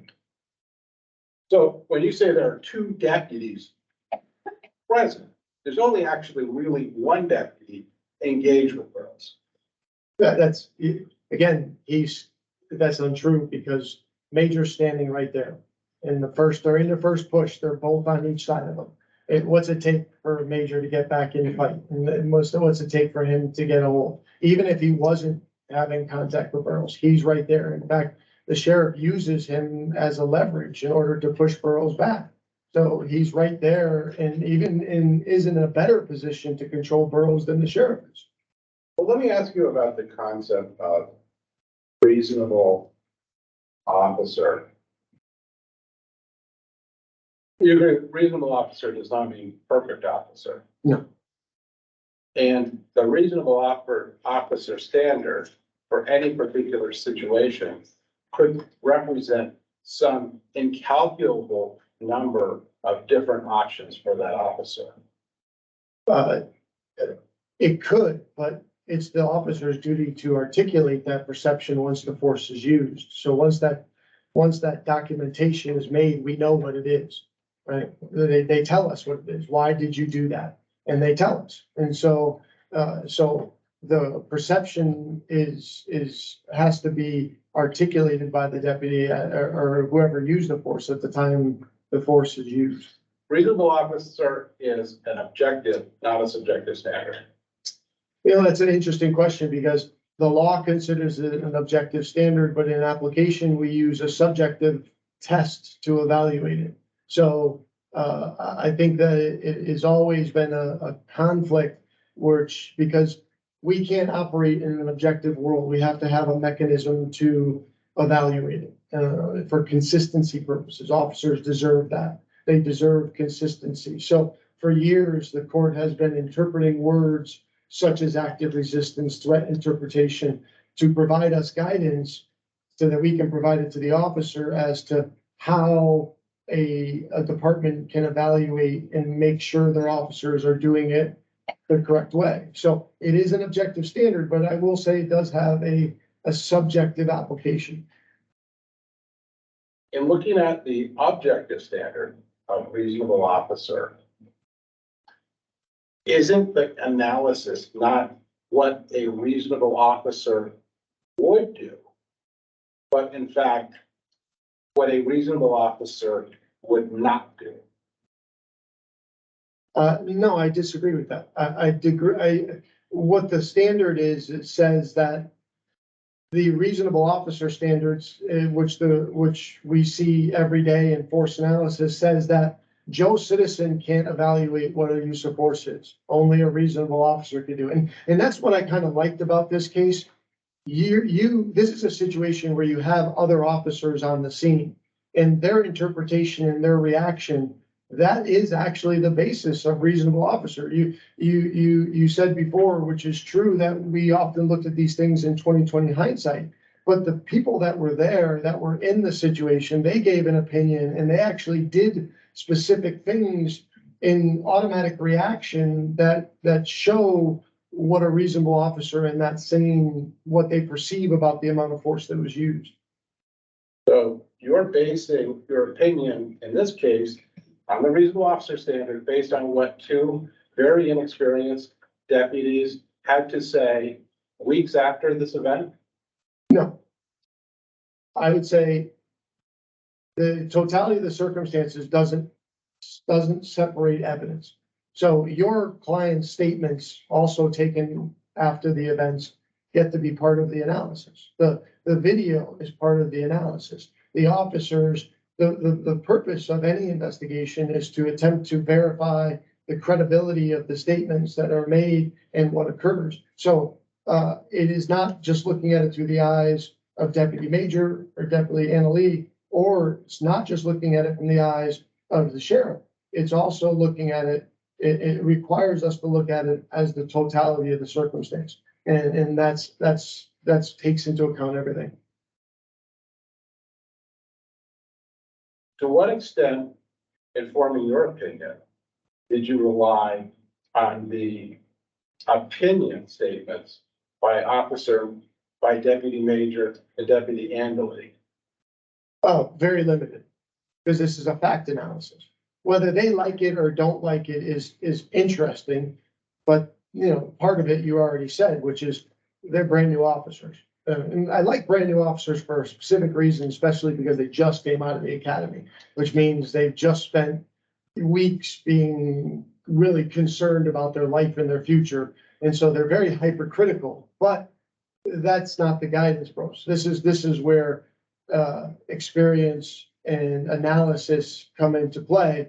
And so whether they like it or don't like it doesn't draw me to any conclusions. I have to come to a conclusion based on an analysis set forth by the standards that we use. I noticed in your report that included among the documents you reviewed were not the affidavits of Deputy Annalee and Deputy Major completed the day of the event. Have you not seen those?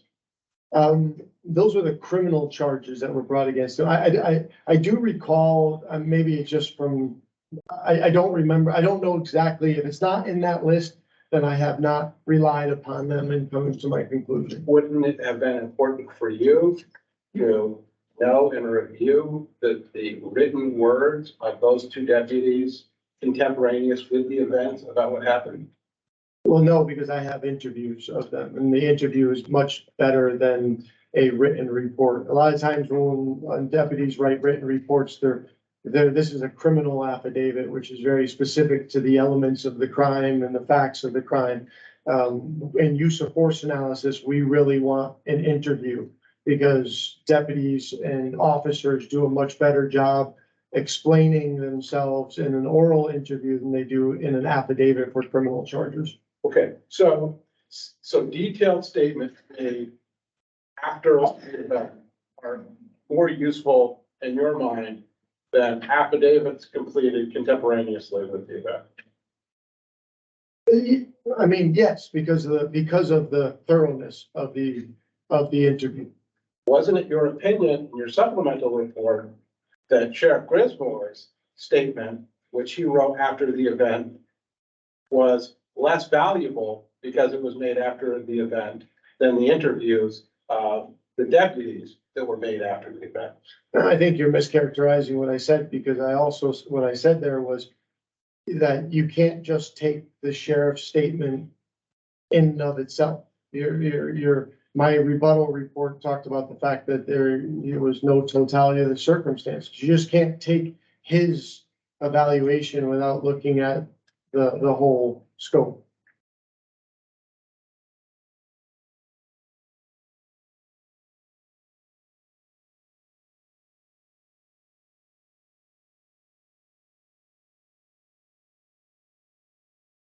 All right, I think those are all the questions I have. Let me just take the other one then.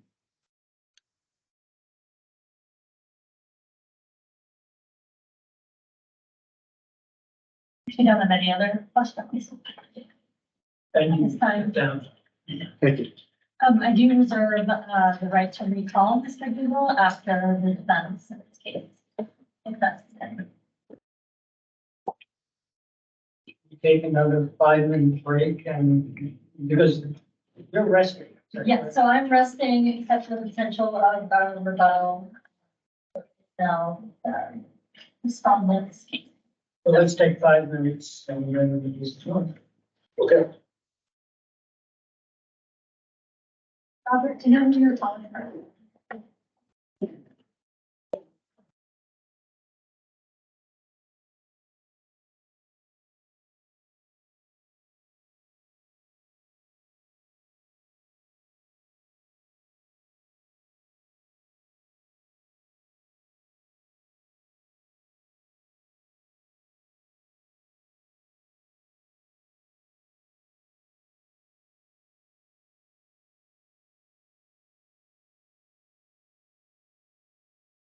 I'll say the same thing to Rob, when he's back in, but, now, one of the clients, 10 minutes, information there. Yeah, I think what's still, I don't know what time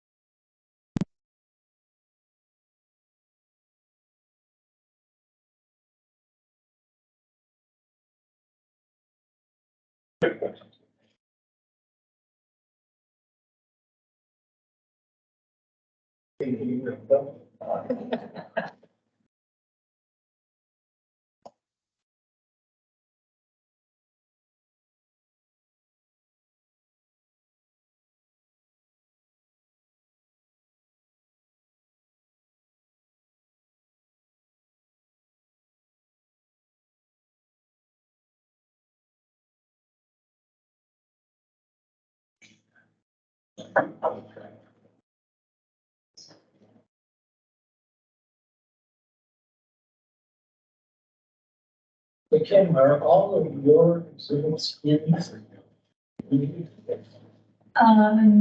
No, not yet. If I need my rebuttal witness, there's a rebuttal report, Oh, then I would admit them. And then depending on, Sheriff Moore's testimony, there might be one or two, but that's not it. right, so 1, 2, 3, so this would be. Yep.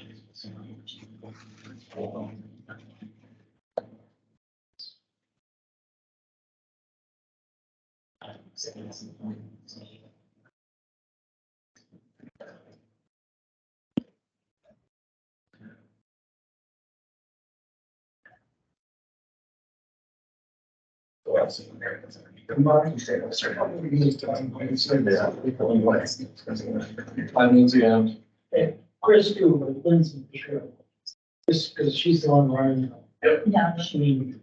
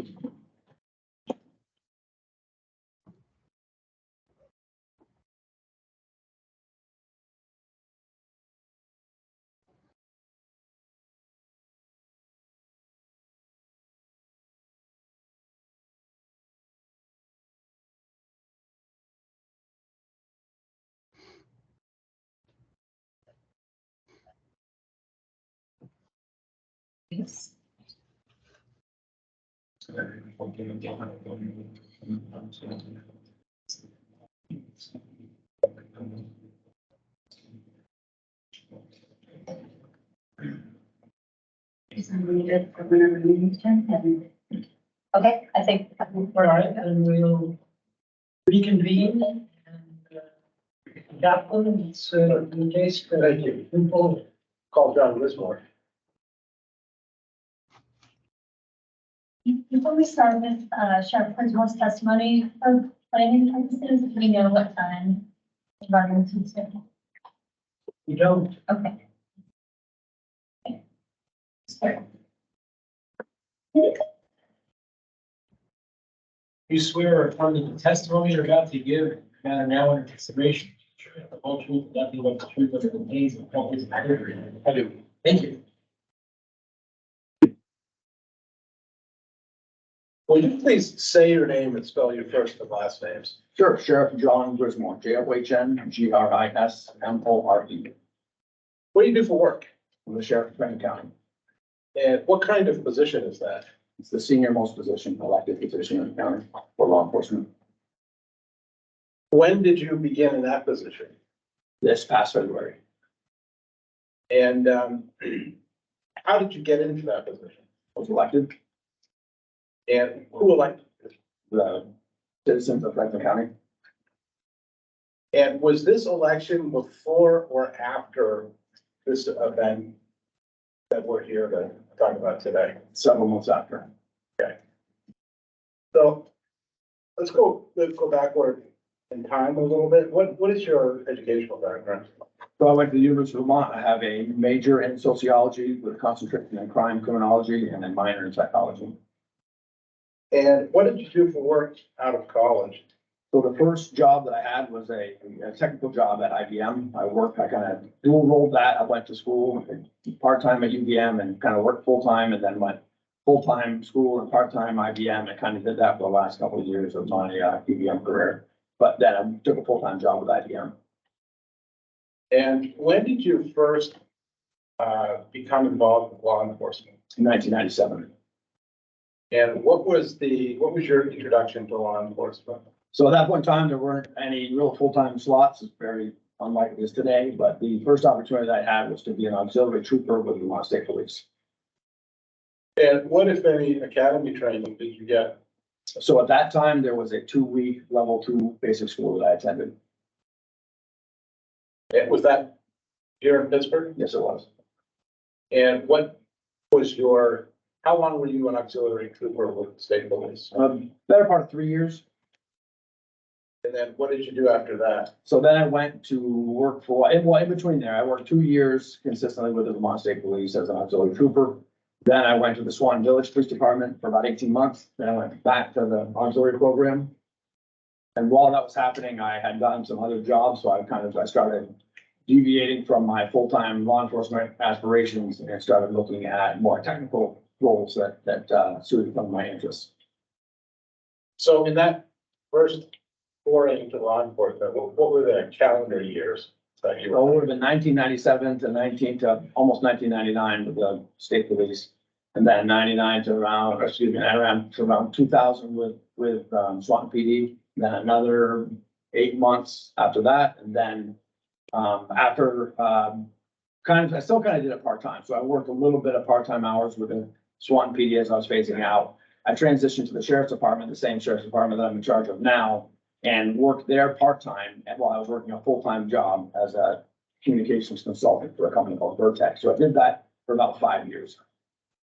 What is it? I'm confused by what you did for 5 years. Sorry, so I was a consultant, so I had a kind of a techie job, but I was still doing part-time law enforcement work. So I would work like a Friday or Saturday every week, and then I would have a normal 9 to 5 job during the regular work week.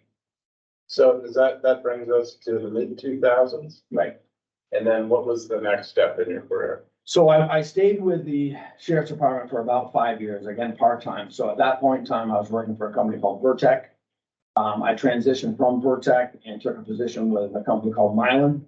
That's changed its name since, but I was the head of corporate security for that position and still continued to work for the sheriff's department for about 6 or 8 months. Then left that and took about a 5-year hiatus. Then I went back to work with the St. Albans Police Department. They were ramping up their tactical team and needed some additional support, so I joined for that purpose. Started doing some more road work, so I still really love doing that, and did that for pretty much the rest of my time with with Mylan. That was about a 14-year stint, and then transitioned from Mylan to Security Green Mountain. So I was the head of their security program for about a year. They moved, and then I started with the sheriff's office. Okay, so just trying to understand what you, so you actually were working in the corporate world for the better part of 15 years? Correct. And that was still in the security field, Right. but not law enforcement. Well, I still worked part-time law enforcement for the majority of that 15 years. And then when you were with Kara Green Mountain, you were the head of their security, and then they relocated. That's correct. And they relocated my job to Texas, and I didn't take it to that family at the time. No. And that's when you returned to law enforcement full-time? Correct. And what was the job that you went to? So I had conversations with then Sheriff Langevin, who was ramping up his plans after he had become elected. And everybody knows you get elected in November. There's still a couple of months before that, before you actually take over as sheriff. So we had a number of conversations. He knew my background and needed some help with developing the business side of the sheriff's office. So I joined that role and was as the business manager but was able to also maintain my deputy status, so I could still help out with, road details or things like that that needed to happen. Yeah, was this 2018? This was 2019. 29. Yeah. So in this, from 2019 until August 7th of 2022, what were your principal job duties with the sheriff's department? So very quickly after becoming the business manager, I started having much more influence in the direction of the operations. So Longerman, at the time, the sheriff promoted me to rank lieutenant. So I took over that position, and that put me in charge of everybody that was under the sheriff. So it was the sheriff and then me. I was acting as the chief deputy at that time. Just had the title of lieutenant. So I was handling all the business operations and all the day-to-day operations of the field force. As we continued to grow and take on more contracts, I was promoted then to captain and chief deputy. And we put in some other infrastructure underneath to handle the growing department. Was the role of captain a role that already existed in the sheriff's department, or was it created for you? It was a position that had existed, but was unfilled at the time. And in your role as captain, how much road work were you doing? Pretty much, a lot, as far as somebody in the rank of captain, I was still doing a couple of shifts a week. Where you would go out and do regular patrol duties? Correct, and one of the things that I did then and I do today is, why I am in uniform the way I am, is that I still have the ability to be out and responsive. So if there's a call for backup, a need for additional resources in the county, I can go as a full-fledged police officer and be able to respond and assist in those capacities. So although I do handle the administrative side of the office, I still have always, even as the captain and as the sheriff, I've still maintained a direct road contingent. What, if any, training have you had in your law enforcement career in use of force? All the required trainings that we have every single year. And what is the requirement? There's a minimum curriculum that happens, a minimum of 4 hours that happens every year. So every officer is required to take a minimum of 4 hours of use of force training every year. Has there ever been a year where you failed to meet that requirement? No.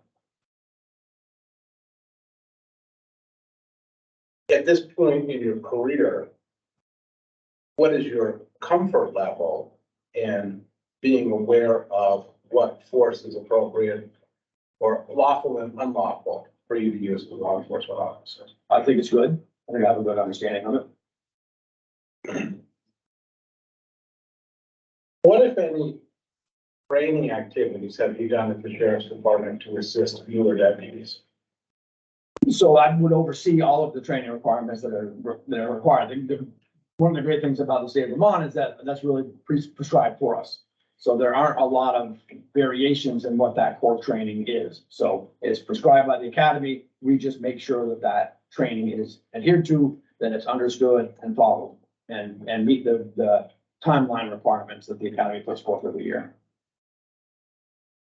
From in that period from 2019 to August 7th, 2022, how many use of force reports did you write a year for your own use of force? None.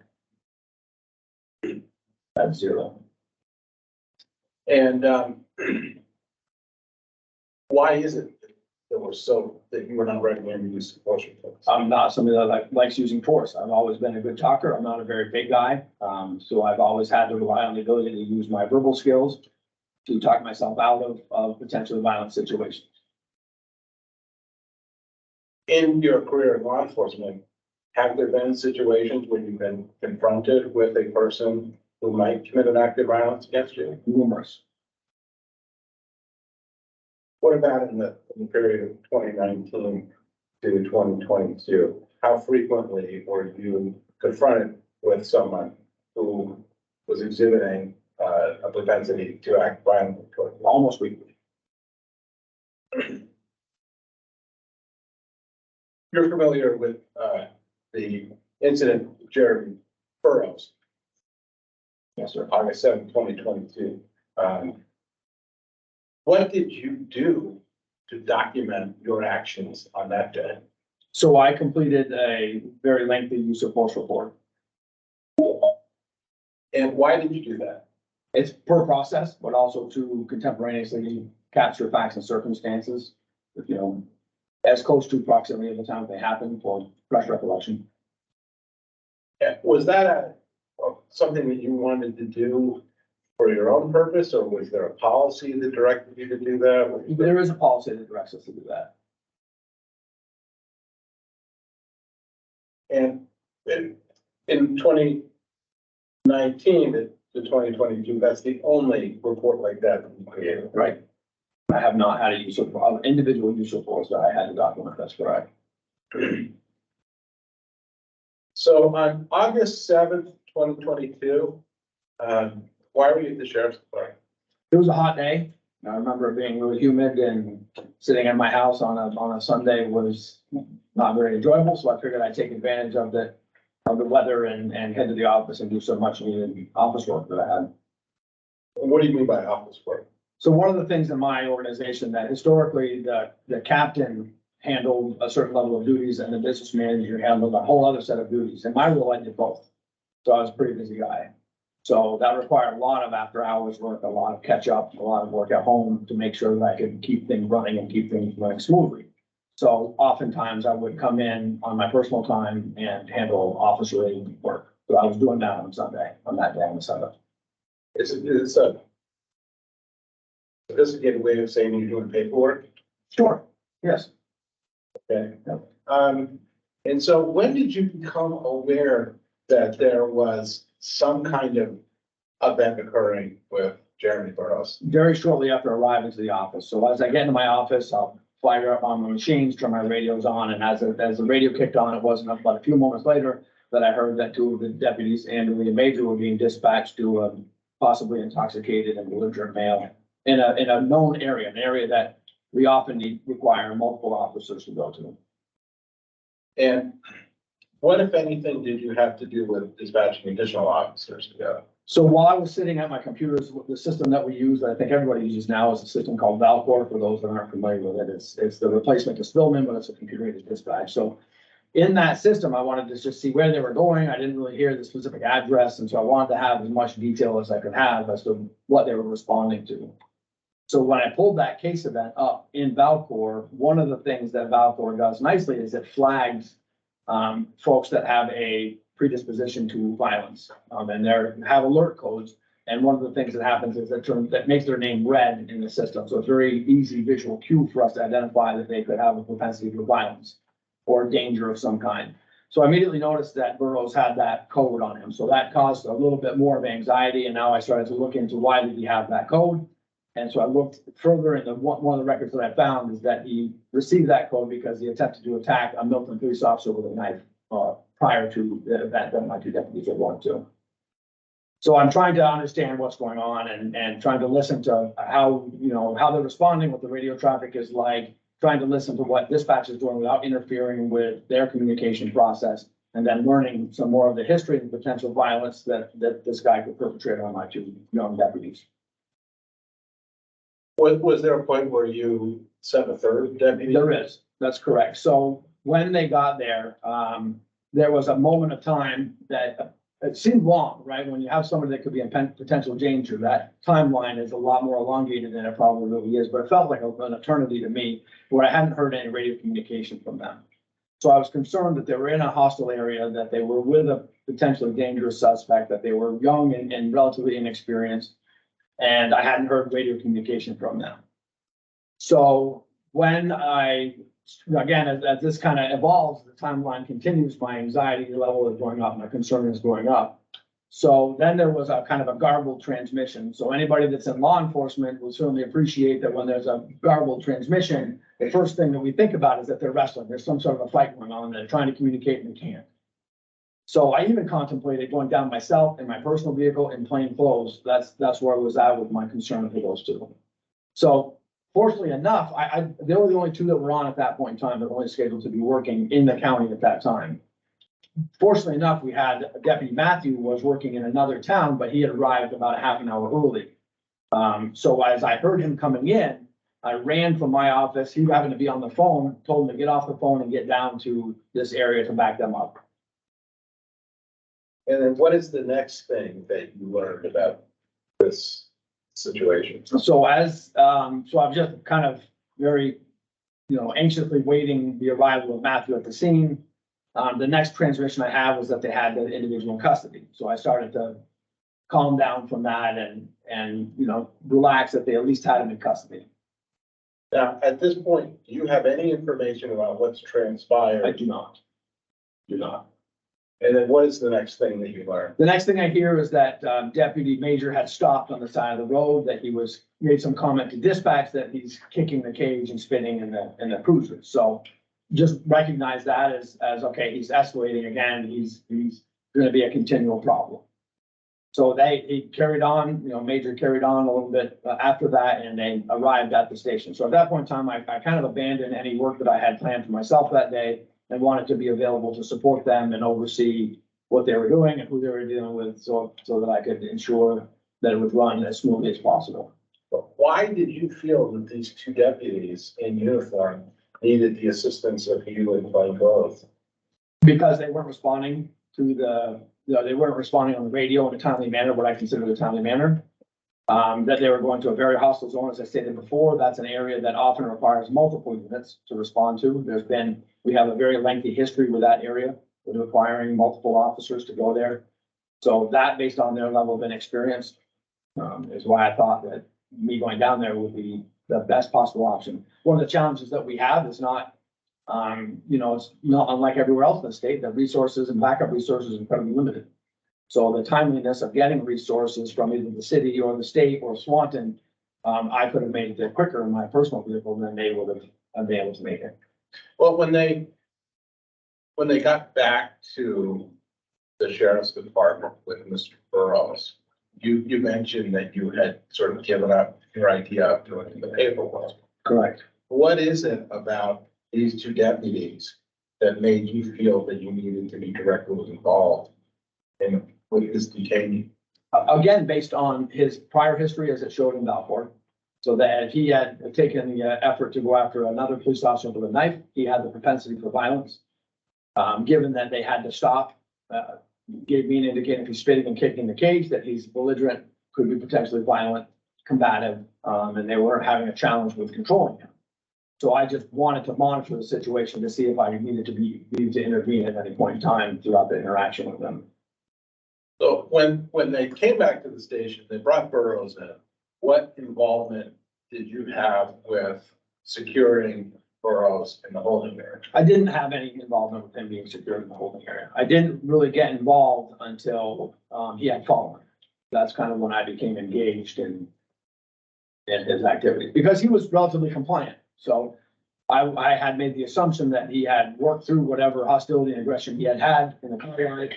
He was he's still being verbally abusive, but he was being physically compliant, and they were leading him into the holding area. Our setup is, there's a couple of doors in, and they kind of go around the back door from our sally port and went into the holding area directly. I was coming from the other hallway.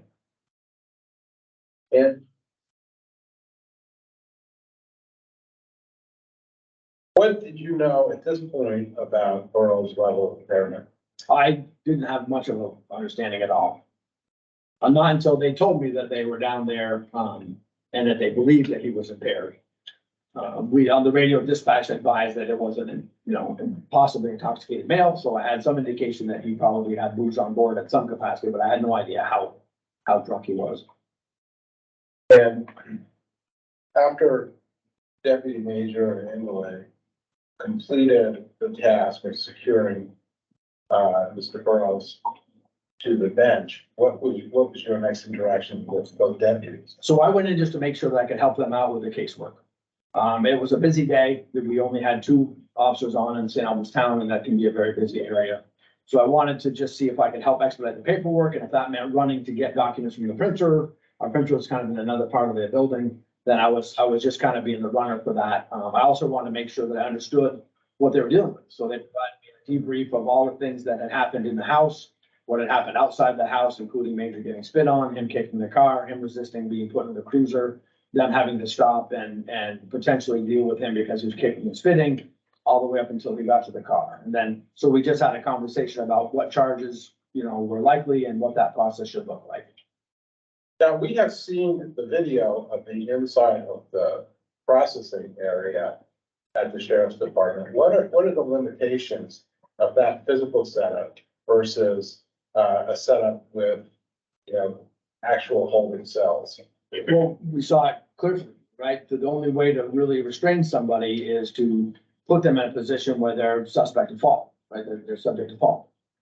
So, and I've witnessed that happen before, even when folks have been chained to the bench and their legs changed, they can slip sideways and they can kind of dangle in a very painful way, you know, by their hands, because their hands are still attached behind them to the ringlet of the wall. So it's a very unsafe way of detaining somebody.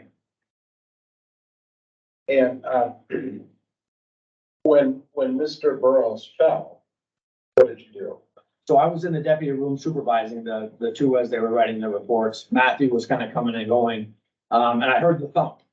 And so when I heard that, I looked up on the monitor that we have that's over the deputy area that has a direct feed camera to that thing and saw Burrows lying on his chest. So then I told the two deputies to get up and go get him. We'll help him out. And so when they went into the room, I just stayed and monitored from the doorway the entire time. When you say that you were monitoring from the doorway, what doorway are you looking at? So it's kind of hard to describe, but the rooms are kind of like this. So they're kind of like this. This witness thing being the holding area and this being the deputy room. So they're kind of kitty corner, but they have separate doors going in. And so I was in this doorway and the holding cells would have been kind of against this wall. There would we kind of see that. So there's a doorway here was off camera, and that's where I was standing. Were you able to see what was happening with the deputies and their efforts to get Mr. Burrows back on the bench? Yes.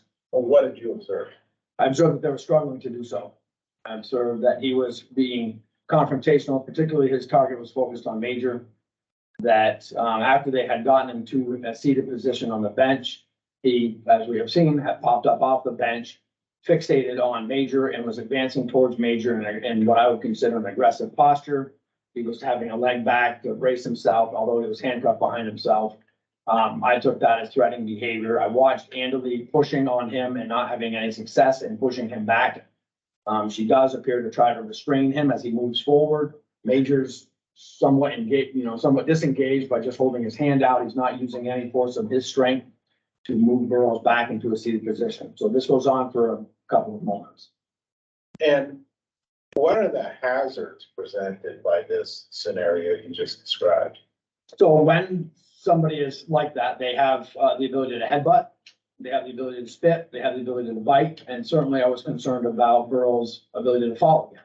And so him falling could not only injure himself, but could also injure one of the deputies who would try to potentially catch him as he's falling. He's not a small guy, so, that certainly could injure themselves in trying to catch someone that's falling. So I have those concerns. And what is the basis for your, background concern that Burrows might headbutt somebody? I've been headbutt before. And what was the background basis for your concern that Burrows might bite one of the I've been bit before. And what was your background concern that Burrows might spit on someone? He had spit previously. Fortunately enough, I had never been spit on before that, or had attempted to be spit on, but certainly given his actions previously of spitting on Major a number of times, spitting in the cruiser, he used that as an assault mechanism. So I was certainly concerned about that. Well, we heard testimony from the council's expert that every police officer gets spit on. Is it your testimony here that has never happened to you? Has never happened to me before then. Subsequently, I was spit on a couple of months ago, but that was long after this event. And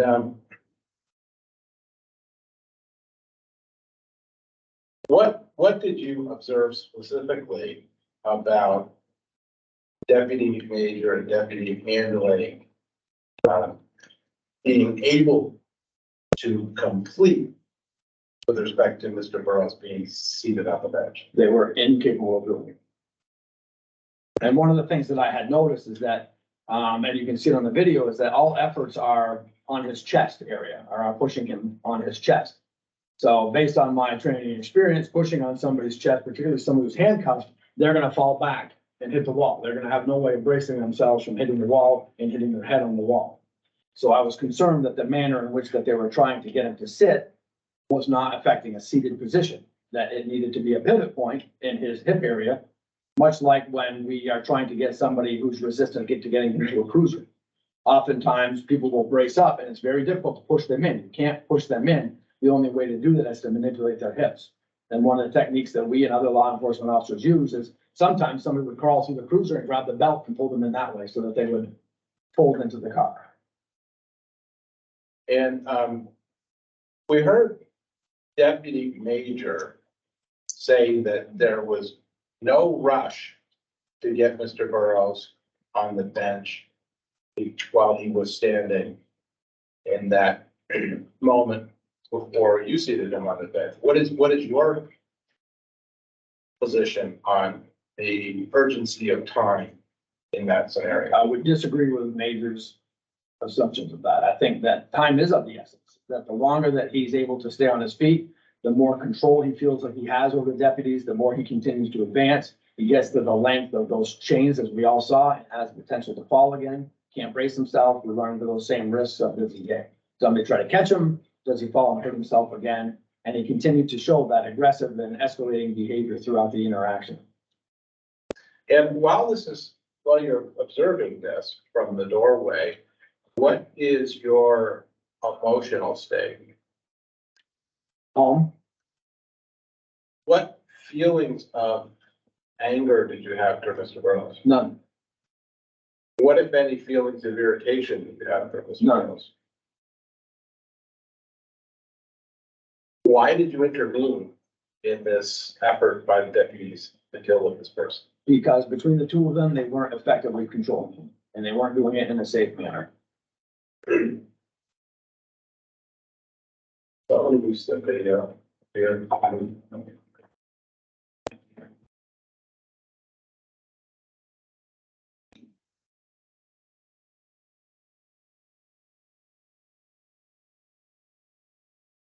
What do you want us to do? Right around 32.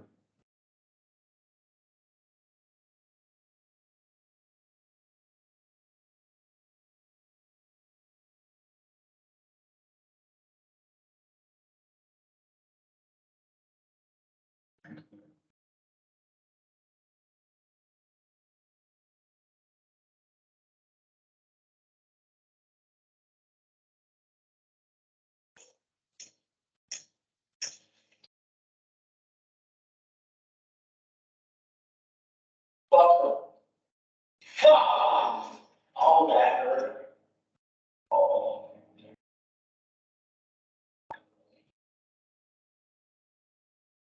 Sheriff, were you able to hear Mr. Burrows from where you were in the deputy room when he banged his head? No, Before watching the video, did you have any idea that happened? no, I don't.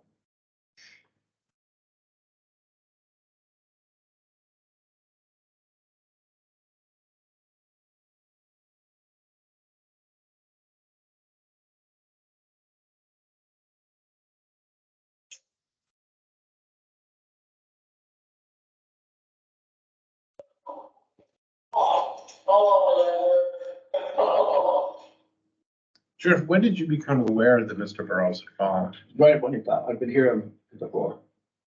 And how were you able to know what had happened? I could look up on the monitor and see that he was laying on the floor.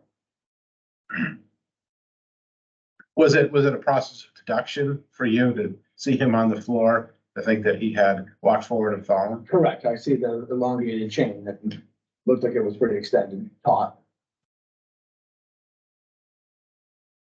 What did you do when you observed this? So like I stated before, I informed Deputy Major and Deputy Henry to get up and go out.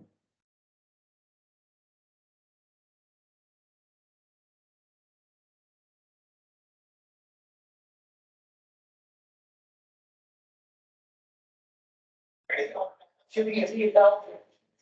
I was angry, pick up, I heard. Can't see the step? Ow, ow, ow. Can we sit on the seat? Ow. Oh, that hurt. What? Hard for? Don't hurt. Can I have you take a seat? Yeah. All right, let's take this step up. Okay, let's see it. Ow, ow. Ow. You guys got made that call, man. That's your behavior. I saw it gone two different ways, and I said, I believe you. Okay, no, perfect. Well, after, well, rescue, I'm going to go to the hospital. We'll have rescue come check you out. I'll take it myself. Whose voice is that we hear saying we'll have rescue come? Me, that's mine. And where were you standing at this? Staying in the doorway.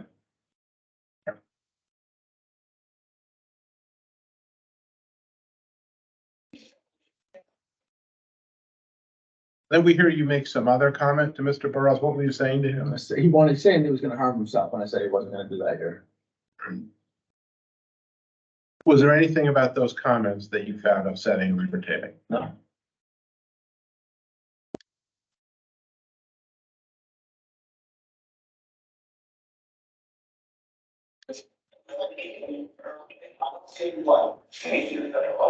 I'll try to make yourself leave. Can I call, we're having a rescue call.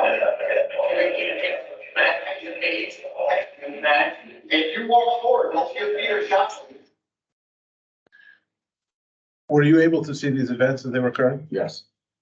What is your perception now of Mr. Burrows that he has said to Deputy Major, can I smash your face and walk toward him? That he's being aggressive with the potential of causing harm to Major for sure, and he's also at the, almost at the distance of those shackles.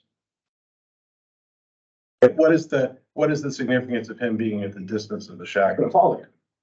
And in that position, Anderley's never gonna catch him, and nor would Major catch him.